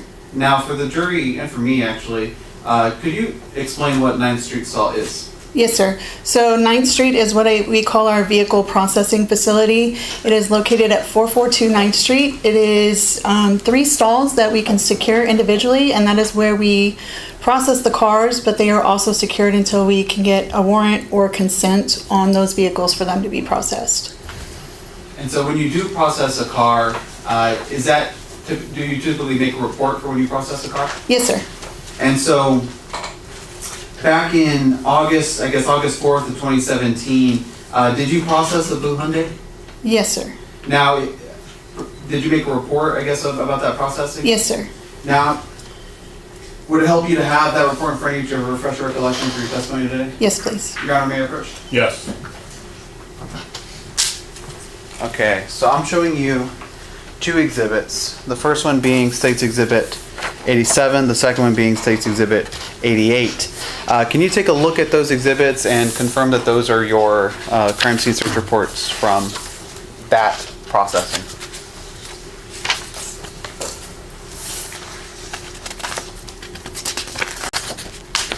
Yes, sir, they are.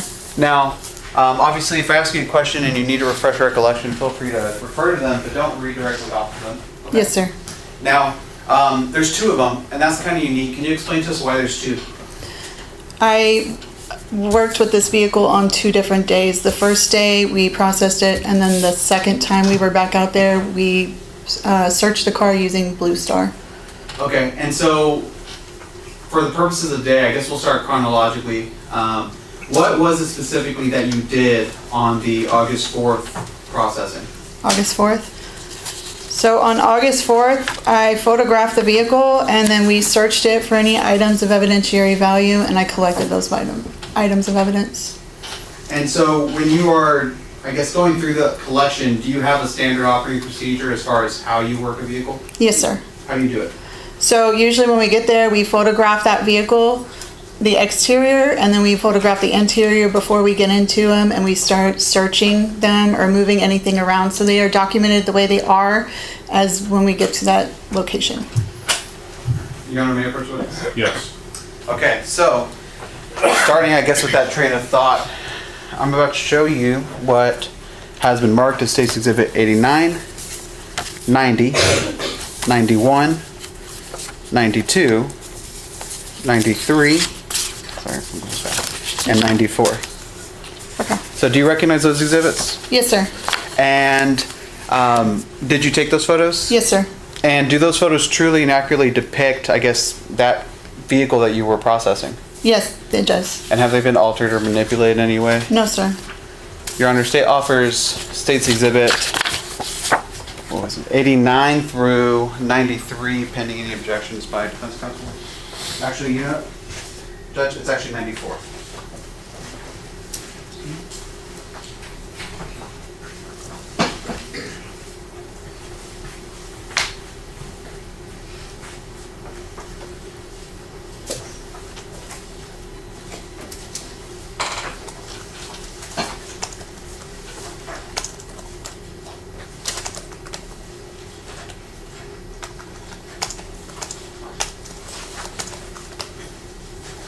No objections, Judge. All right, they're admitted. Thank you, Judge. Now, I'm about to show you, and we'll start at the beginning with State's Exhibit 89. But could you explain, as I show you State's Exhibit 89 on the screen in front of you, what is this? Yes, sir. That is our photo board. We do those for every case whenever we're doing photos. So it goes with the photos that we know, way we know what the case was and where it was that these photographs were being taken. So it shows the case number on the top line that was associated with the case. It'll show the CFS number, which is just the master incident number that's associated to that. And then the next line is the location, which was 4429 9th Street. It was the stall number 1. And then the next line is my name or my initial, my last name and my badge. And then the date, time, the district that it occurred in, which is 2130 for 9th Street itself. And then the camera I used and my card number. Now, and just for the sake of clarification, what's the difference between that first SAP case number at the top in the boxes and that second SAPD case number? So the top one is the case number that's actually assigned once there's an offense and they know that they're going to do something. When you call the police department and you request somebody to come out, that is the number that's assigned once it goes through the lines on 911 or through the non-emergency line. So once they type that call in, they send it, it gets that first number, and then once they decide it needs a case or it's an offense involved, they assign a case number to it. Okay, and so you said just a little bit ago that you start your processing from the outside, the exterior, and then work your way in. And so, showing you State's Exhibit 90, what is it that we're looking at here? That is when we open the garage and we're going to start processing the car, we take a picture of it as it was in the stall. So that is the front of the car. It's facing out towards the outside. And so when you're taking these photos, are you only taking photos of stuff that you think is particularly significant, or are you taking photos of kind of everything? Everything. So we do every car the same, every person the same. Anytime we photograph people, we photograph them the same exact way every single time. Cars, they're done the same exact way every single time as well. So we will document everything on that car in its entirety. Now, moving forward to State's Exhibit number 91, what are we looking at here? It's the tire tread on one of the tires. Okay. And is that necessarily because you think there's anything particularly significant about it, or is this the same thing? No, it's the same. So we make sure we're documenting everything. All right. Now, moving on to State's Exhibit number 92, what's the purpose of this photo? It's just showing, we're standing outside the front driver's side and we're taking a picture across the car to show all the way to the passenger side what it looks like. And then working our way, continuing through State's Exhibit 93, what does that depict? That should be the rear tire door. I'm sorry, rear Rear passenger side tire. That's the rear passenger door, I believe. Okay, and then same thing with State's Exhibit number 94. Yes, sir. Okay, so now you described that once you take the photos of parts of the exterior of the car, you start working your way in. Yes, sir. And as such, I've got more photos for you. You're on May 1st with us? Yes.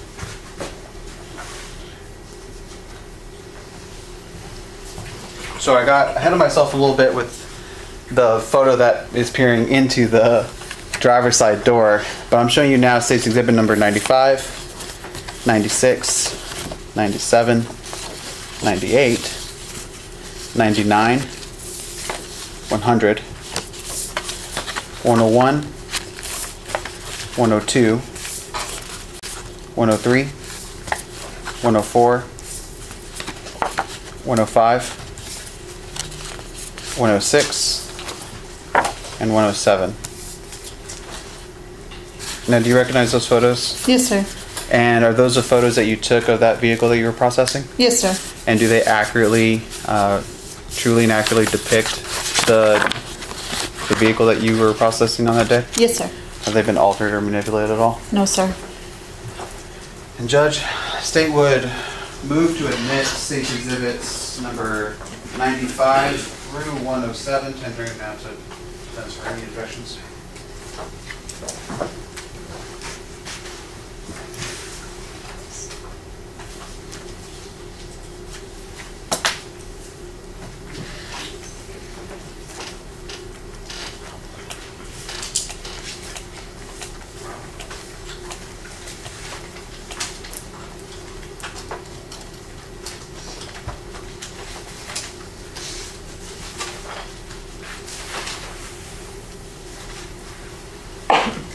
Bless you.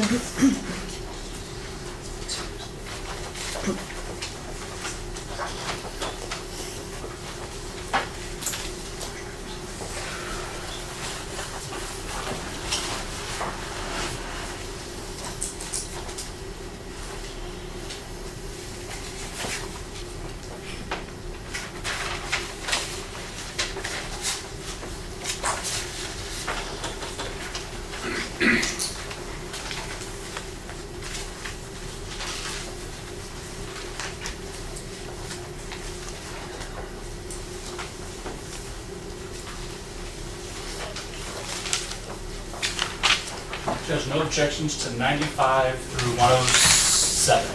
They're admitted. Your Honor, may I publish? Yes. Okay, continuing on, seems like Duffy. So I'm about to show you what is State's Exhibit, what's been admitted as State's Exhibit number 95. What are we looking at? That should be the rear driver's side. I'm looking at the rear driver's side. I'm standing outside those doors and I'm taking a picture across to the rear passenger side. Okay, now similarly, this is State's Exhibit number 96. What are we looking at here? Front passenger side seat. Now, let me ask you this: when you're processing these vehicles, obviously there's a lot of stuff in the vehicle. Are you moving stuff? Are you manipulating stuff in any way? When we start our pictures in the beginning, no, it's taken just the way it is. We don't move anything. Once we've got our overalls and the close-ups taken of everything as it was in situ, then we move on to searching the vehicle and looking for stuff of evidentiary value. So at that point, once the first pictures are done, then yes, we can move stuff around. And so once you've finished documenting them with these photos, then that's when you go into the next stage. Yes, sir. Okay, now showing you it's been admitted State's Exhibit number 97. What are we looking at? That is the front driver's side floorboard. Now, showing you State's Exhibit number 98, we have kind of a blown up photograph. What was the purpose of this? We just were looking to see if there was anything in there. There was what we thought was trash. And so we just took pictures to show what it was up close. And so, since you eventually would continue on to the next phase of your search, what was that piece of trash? I think it was a piece of plastic. Now, continuing on, showing you what's been marked as State's Exhibit number 99. What is it that we're looking at here? That is the front driver's side. I call them visors. I don't know what the proper name would be, but it's the sun visor that you pull down, blocks the sun. Now, on that visor, there appears to be a stain. Was that of any significance to you? It appeared to be apparent blood, so we documented it. Okay. And so when you see a stain like that, and you document it obviously with the photograph, is there anything else that you do? Sometimes we will do, if we're not sure what it is, we'll do a presumptive blood test on it to see if it comes back positive for apparent blood. And then once we do that, we will swab it. And then the swabs are sent in for testing at a different time. Okay, and you'll start that kind of swabbing phase after you finish with the documentation photographing phase? Yes, sir. All right, continuing on with State's Exhibit number 100, what are we looking at? That should be the interior of the front driver door. And is there kind of a similar stain Yes, in this sir. photograph? Where is it? It's up by the handle, and I believe there may have been some also on the lock area. Okay. And I think on your screen, you do have the ability to draw on it, and so if you find that helps you, feel free to. Okay. Thank you. Now, continuing on with State's Exhibit number 101, I guess what part of the vehicle are we looking at here? That's that, I don't know if that was on the steering wheel. Now, It's a close-up of apparent blood. okay, and so that had a similar kind of staining that you noticed? Yes, sir. Same thing with State's Exhibit number 102, what are we looking at? That's the pillar between the front and rear of the car, where the front driver's side seatbelt is. There's what we thought was apparent blood. Okay, and so when you're seeing all these instances of apparent blood, at this point, you're documenting them for kind of your next phase. Yes, sir. Now, showing you what's been admitted to State's Exhibit number 103, what are we looking at here? That is the front driver's side visor, and it's flipped up so we could see the other side of it. Okay, and so this is just the other side of that same visor where you're looking at before? Yes, sir. State's Exhibit number 104, what are we looking at? That was a purse that was laying on the front passenger seat. Okay, and so at this point, because you've already taken a photo of it on the passenger seat, now you've moved it? Yes, I believe Detective Espinosa and CSI Hurst were out there. We searched the car, and he pulled it out so we could go through it to see if there was anything in the purse of evidentiary value. And so that's a good segue for me. So when you're conducting when you're processing these vehicles, is it normal for you to have other CSIs helping you? Yes, y'all sir. help each other that way? Yes, sir. Now, State's Exhibit number 105, I think this looks like a similar part of the vehicle. What is it that's different about this photo and the one that we saw before? So we put an evidence placard next to the handle there. Usually we have yellow placards, but to prevent like cross-contamination, we will get a card instead, and we'll put it and write the number on there when it's anywhere near blood. And then there's a test down there. I believe it's leukomalachite. It's a presumptive blood test, so we can test something if we're not sure, because sometimes things look like blood that may not be blood. Sometimes things are blood that it doesn't look like it to us. So we did a presumptive test to make sure that's what we needed to collect. And so that little white thing at the bottom there, is that the test? Yes, sir. And so when you do how is it that you collect the sample for the presumptive blood test? So we'll take a swab and we put distilled water on it, and then we'll swab that area, and then it goes into there, and it's got some vials in it that have chemicals, and we'll break it off, and then we'll break those and mix them, and then it'll come back with the color. And there's you can see the blue on there that's showing it's presumptive positive for blood. Okay, and so you get the presumptive positive. Are you the person who ends up deciding or testing whether or not it's actually blood? No, sir. We just collect it, and then we submit it, and then to the property room, and then the detectives have it sent off to the lab. Okay, now continuing on with State's Exhibit number 106, kind of similar. It's that same portion of the car, I guess, on the steering wheel. Yes, sir. I guess you've added a number. Is that the same process that you just talked about with the one placard? Yes, sir. And then continuing on with State's Exhibit number 107, is that the same function that you've done for this other piece of the car? Yes, sir. Now, I'm going to bring you some more state's exhibits, Your Honor. Sorry, may I approach the witness? Yes. Okay, so, Yes. all right, so I'm gonna show you what's been marked as state's exhibit number 108, 109, 110, 11, 112, 113, 114, 115, and finally 116. Do you recognize these exhibits? Yes, sir. And are these the photos that you took when you were processing that vehicle? Yes, sir. And do they truly and accurately depict the vehicle as you were processing it? Yes, sir. Have they been altered or manipulated in any way? No, sir. And Your Honor, state would move to admit state's exhibits number 108 through 116 into evidence. And once I finish collecting them, I'll tender them to defense for, thank you. Any objections?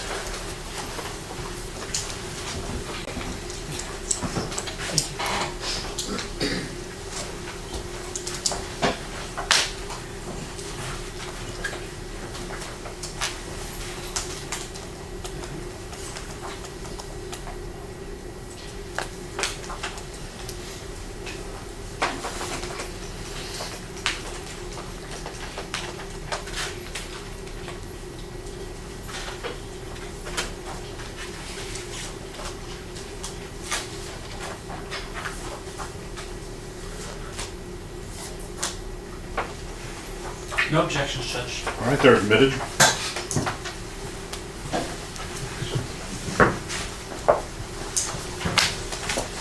Okay. See, it's like Duffy showing you what's been admitted now as state's exhibit number 108. What are we looking at here? That was a cup that was in the center console of the car. And so you gave this a placard with number 4. What's the reason for what was it that I guess you're notating for the placard? Because we were going to collect the cup. Now, state's exhibit number 109 I see you're holding is that another presumptive blood test? Yes, sir. That was that frame between the front and rear passenger side, or sorry, rear driver's side door with the seatbelt where the apparent blood was. Okay. And that number, it looks a little different. I It's guess there's a little bit of a 5. glare, but it's a 5, right? Yes, sir. Okay. Now, state's exhibit number 110. What are we looking at here? That was it was a Post-it and a white piece of paper that had apparent blood on them. And do you recall where you found the post in the paper? Can I look at my report? Yes.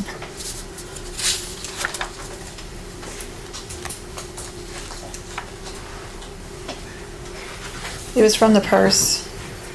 And so there's another test in that photo. Is that the same type of test? Yes, sir. As the others? And then now showing you state's exhibit 111. What are we looking at here? It was a towel. And where did you find that towel?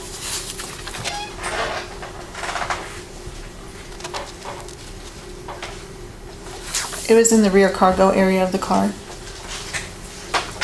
Now, we're seeing, I guess, a change in some of these photos because these objects have now been taken out of the car. And I guess we're seeing more cotton swabs and stuff like that. Is that pretty indicative that you've kind of moved into that next phase of your processing? Yes, sir. Now, showing you what has been marked as State's Exhibit 112. Is that the same cup that we looked at a second ago? Yes, sir. It's just now, I guess it was taken out? Yes, sir. State's Exhibit 113, what are we looking at? It's the tread on the bottom of a pair of shoes. And do you remember where you found those?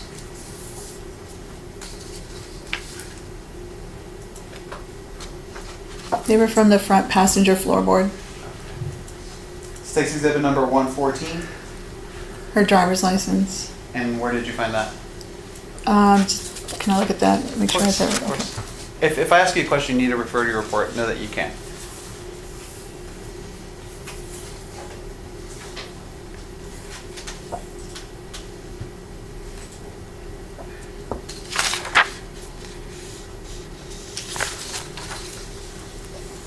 I did not collect that. I think that is, we just took a picture to show the ID that was actually inside the purse. Okay, okay. Now, this one is kind of out of order a little bit, but State's Exhibit number 115, is that same cup? Yes, sir. Okay, but in this photo, it's still in the cup holder? Yes, sir. Now, this photo, so exhibit number 116, are those same shoes? Yes, sir. Obviously, it's the top of the shoes. What's the purpose of this photo to show? It's just to show the top view of those shoes. Thanks. Sir, on the driver's license, I actually collected the purse, so it would have gone with the purse. I'm sorry, I was just noticing that. That's okay. So just to clarify, the driver's license was inside the purse. Yes, sir. And you collected the purse, and so It went with the purse. it went with it. Mhm.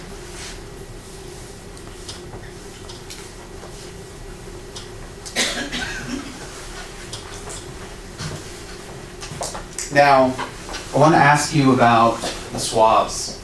So you have some of these swabs. I know there's a few different sets of them, but I guess generically at first, you said you use distilled water in the swab to collect the sample, if it's blood, and then you conduct the test.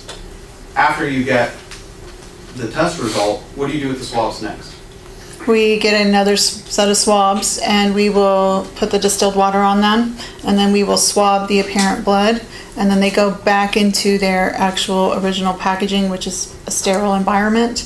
And then we write on there the case information, and then they are packaged like we package all the rest of our evidence. So they go into an envelope, and then it gets clear tape on all the factory seals, red evidence tape on it as well. And then we initial badge and date it as to when we've collected it. And then it'll get a barcode put on there so it can go to the property room.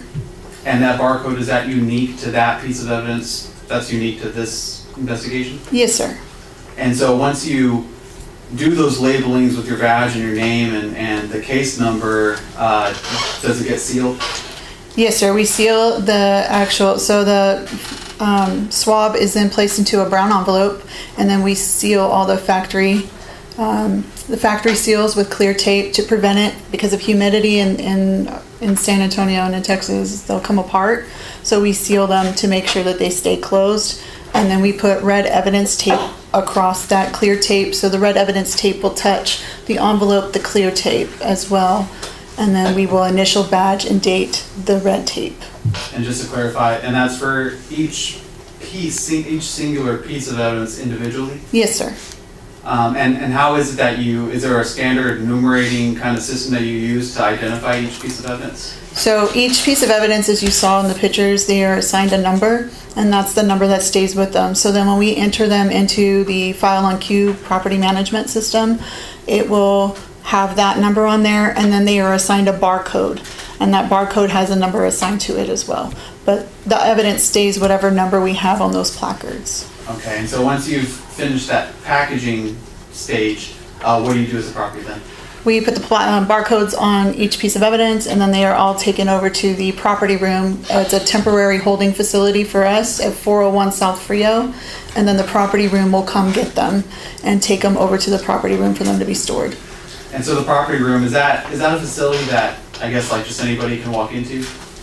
The temporary one or the other one? Both of them. Wherever one that you take So where we take the stuff to the temporary property room, that is a secured facility. Not everybody has access to it. You have to badge in twice to actually even get into that location itself. We secure the stuff into a locker, and then the property room comes the next day usually, or if it's over the weekend, they come on Monday, and they will collect the stuff, and they're the only ones that have access to those lockers to unlock them. And then they take them to the property room to where they are secured, and nobody has access to that but the actual property room attendants. Okay, and that's the kind of the big property room? Yes, sir. It's located at 555 Academic. Okay, and so do you even have access to the big property room? No. Okay, so only the people that work there? Yes, sir. Now, I want to move forward, I guess, in time to the second test, I guess, processing that you did, which was back on August 8th. I think you still have that report in front of you? Yes, sir. Now, what was the difference between, I guess, was it the 7th or was it the 8th? It was the 7th to the 8th. A lot of times, I work B shift, so we work 2 to 10 back then. Now it's 1 to 11, but 2 to 10 p.m. And then we don't finish our stuff. We would have to stay and finish our stuff. So we didn't leave until 1:30 in the morning for processing. And so what was different about the processing you did on 7/8 versus 8/4?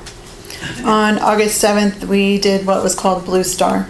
Okay, and on what the is Blue car. Star? So Blue Star is a chemical reagent that reacts with the hemoglobin or the iron and hemoglobin, the proteins in your blood. And so it'll cause a chemiluminescence. It glows, basically it's just a chemical reaction that emits light. It glows like a blue color. And so we'll spray the car or anything that we believe has been cleaned up. We then spray it and it will react with the blood. If there is it has other reactions as well, but then we know where to swab in those instances or collect items of evidence.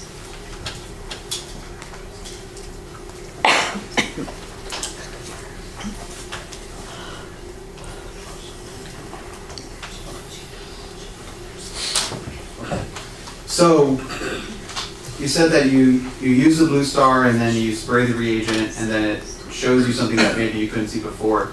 When you see it, I guess first off, what does it look like? It glows. It has a chemical reaction called chemiluminescence. It basically glows a bright blue color. It's a light blue. It almost looks fluorescent. It glows. It's visible to the naked eye, so you can stand there and you can see it. Now, when you are, I guess, doing that round of testing, is there a different procedure as far as collecting the evidence that you're going to do now that you're using the Blue Star? We would swab the same way. So we spray and then we will take swabs of the areas that will chemiluminesce. And I believe in this case we were focused more on the cargo area of the car because the first day we were having a hard time getting back in there and getting the door open. Now, once it's been collected, you kind of talked about it, but once it's been collected, those swabs that you're processing the same way, is there anything different that you do about it as far as the labeling and the packaging and all that stuff for the Blue Star swabs? No, sir. They are labeled the exact same way, and then on that day they start with the same. Because it was a new day, a new incident for that case, we started with E1 again. Okay. And so there would maybe initially appear to be kind of duplicative E1s, but that's because they're two separate days with two separate reports.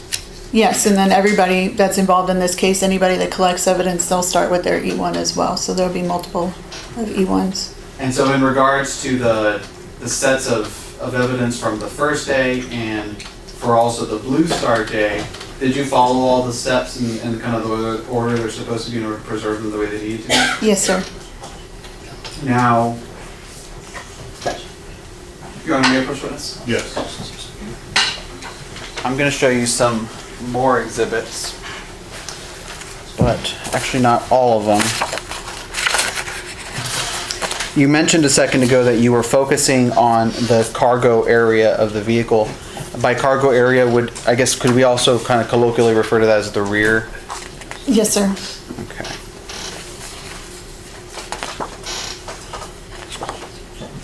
Now, I'm going to show you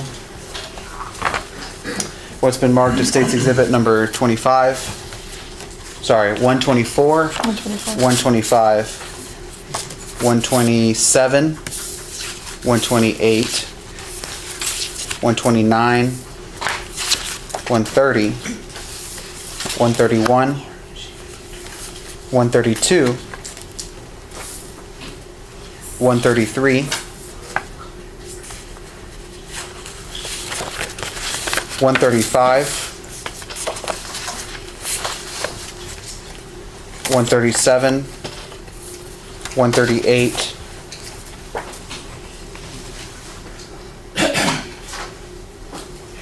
and 139.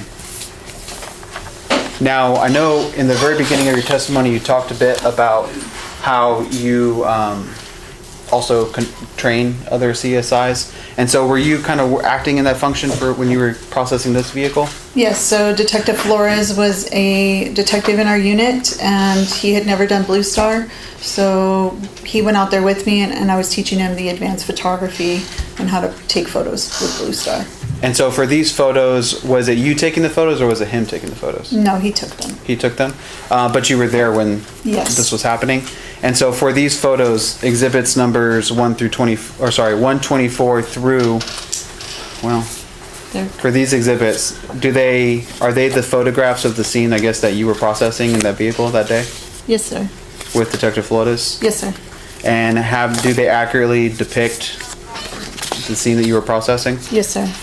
And have they been altered or manipulated in any way? No, sir. No. Your Honor, I'm going to move to admit these photos into evidence, and I'm going to put them in order for Mr. Bunk in order to help pending the objection.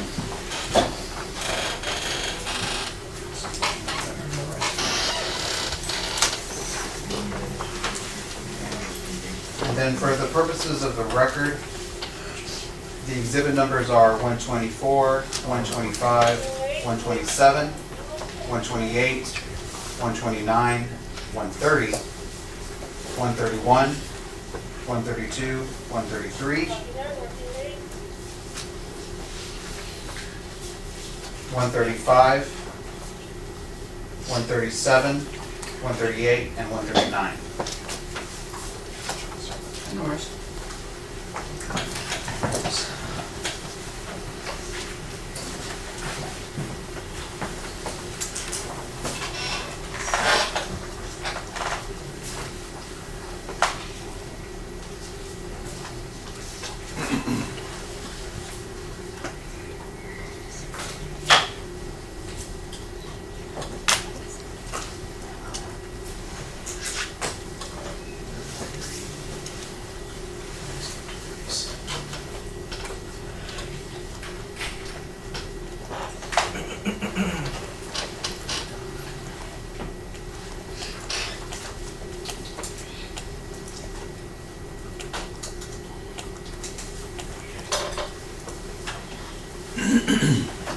So just no objections to 124, 125,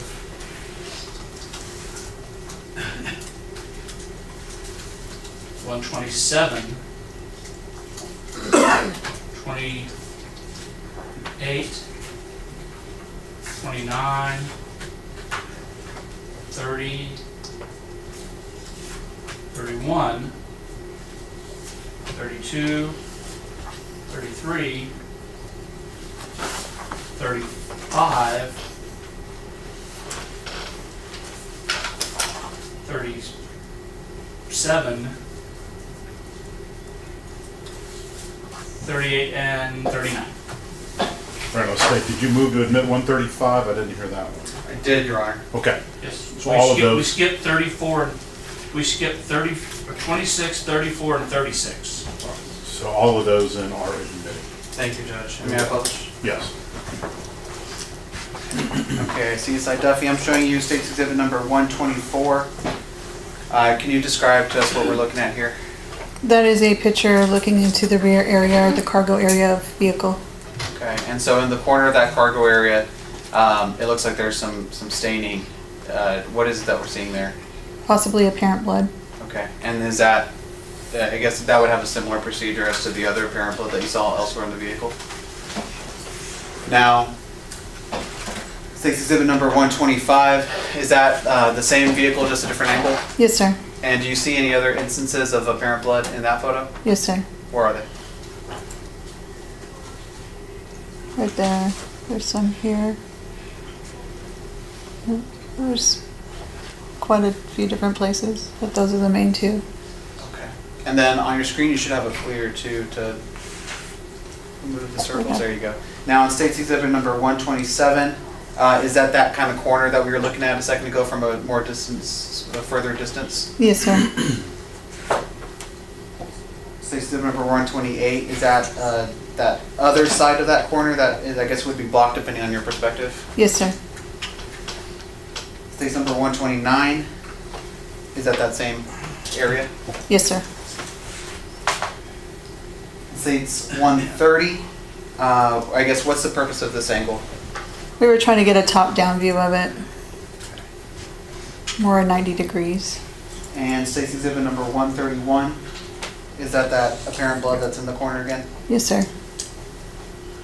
And State's Exhibit number 132, it looks like there's a portion of the vehicle, I guess it's been kind of turned over, kind of like open. What's that area of the vehicle? Usually that's where the spare tire goes, so we just lifted it up to look under. and get a picture. Now, a second ago, I asked you how the Blue Star, I guess, visually looks. That's different than the naked eye. Showing you State's Exhibit number 133. Is that what we're looking at here? Yes, sir. Okay, and so all those, what looks to be blue, what is it that the test leads you, Blue Star leads you to believe that is? Possibly blood. Okay, and that's a kind of a similar apparent blood, I guess, denotation. Yes, sir, apparent blood. Now, moving forward to State's Exhibit number 135, that's that portion, I guess, that you opened up. Is there anything else that you see in this photo? Where there was the chemiluminescence from the Blue Star. Yeah, and it looks like it's glowing, and it kind of looks like it's going down into that storage compartment.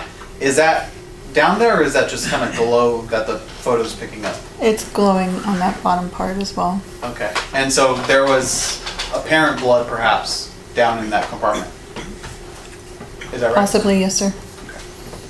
Now, this one's a little bit more difficult because it's so dark. This is State's Exhibit number 137. It is almost too dark, actually. So if you see it like on the regular computer, it's that where the cargo door comes down, that just ledge Okay. is right there. Okay. Maybe you It's guys like can right see it better here. than I can. Yeah, that's like the ledge. And this is the side of the car. Awesome. Okay, thank you. Thank you for pointing that out. It was hard for me to see. Now, in State's Exhibit number 138, what are we looking at here? I guess I can see what looks like a steering wheel. I believe that is the steering wheel. That's looking from the driver's side into the car where the steering wheel is. And so, have you conducted a lot of Blue Star processes? Yes, sir. And so, when you were processing this vehicle, is it normal for the steering wheel to kind of light up like that? No, sir. And so, what does that indicate to you? That would be an area we would swab to be turned in for them to test for blood or apparent blood. And then, similarly, in State's Exhibit number 139, what part of the vehicle are we looking at here? I believe that's that corner on the rear cargo on the left side. Or no, that might be the door. I can't tell from. I know it's pretty dark. I think this area down here, where it's blue. That's the front driver's side door, maybe. Okay. It looks like the handle right there. Now I want to ask you as well, on this exhibit, State's Exhibit number 133, do you remember processing this vehicle? Yes, sir. And when you were processing it, was there anything that you could make out from after you sprayed the chemical that, I guess, made an impression on you? It looked like possibly like a outline of something. Maybe somebody in a like fetal position type thing. I remember us trying to take pictures to show the way it looks, and it's just really hard unless you're there to actually see it. But that's the way it appeared to me. But you could tell there was something back there. And so you could, I guess you're saying that from your perspective on that day, you could make out kind of a human form? Yes.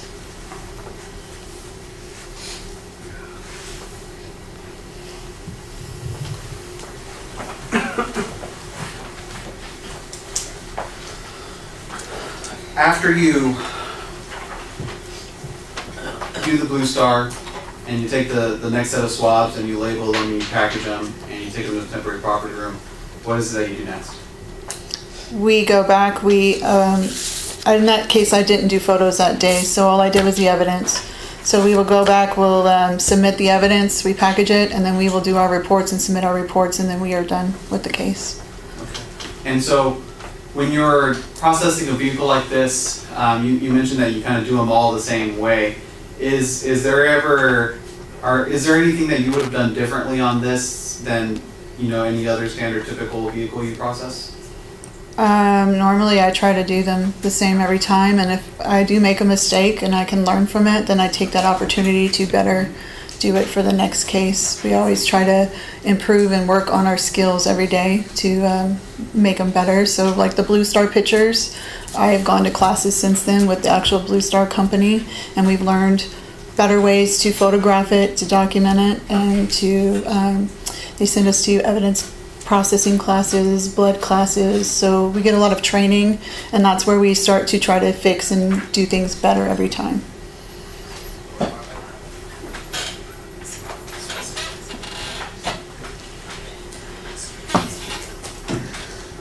Okay, now I saw that you brought a bag, I guess, for us. Your Honor, may I approach? Yes. And so this package has been pre-marked as State's Exhibit number 117. Do you, I guess, did you picked up this package, and where did you pick it up from? I picked it up today from 555 Academic Court, which is the main property room. And so when you go pick up a package, I guess, what's the process in order to take custody of it? So I had to call ahead of time, and they pull the evidence, and then when I get there, they will have you sign in to get it, and then you have to sign off that you are taking custody of that evidence, and then they give it to you. And is this the same package that you dropped off after you kind of collected and processed those swabs? No, this came from the crime lab. Okay. Now, if you can tell us what's in this package.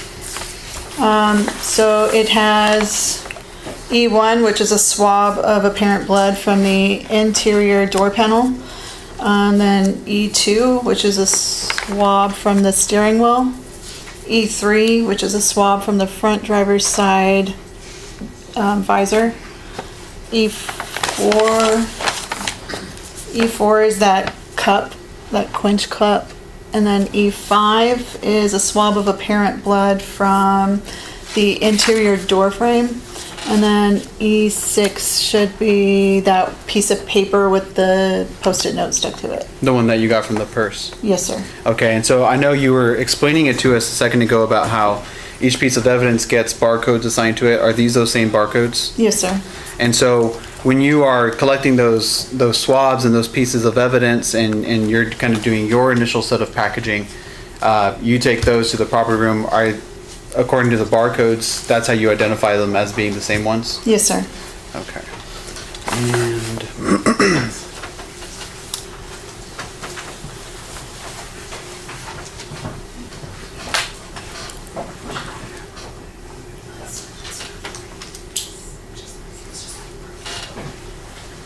Your Honor, may you approach? Yes.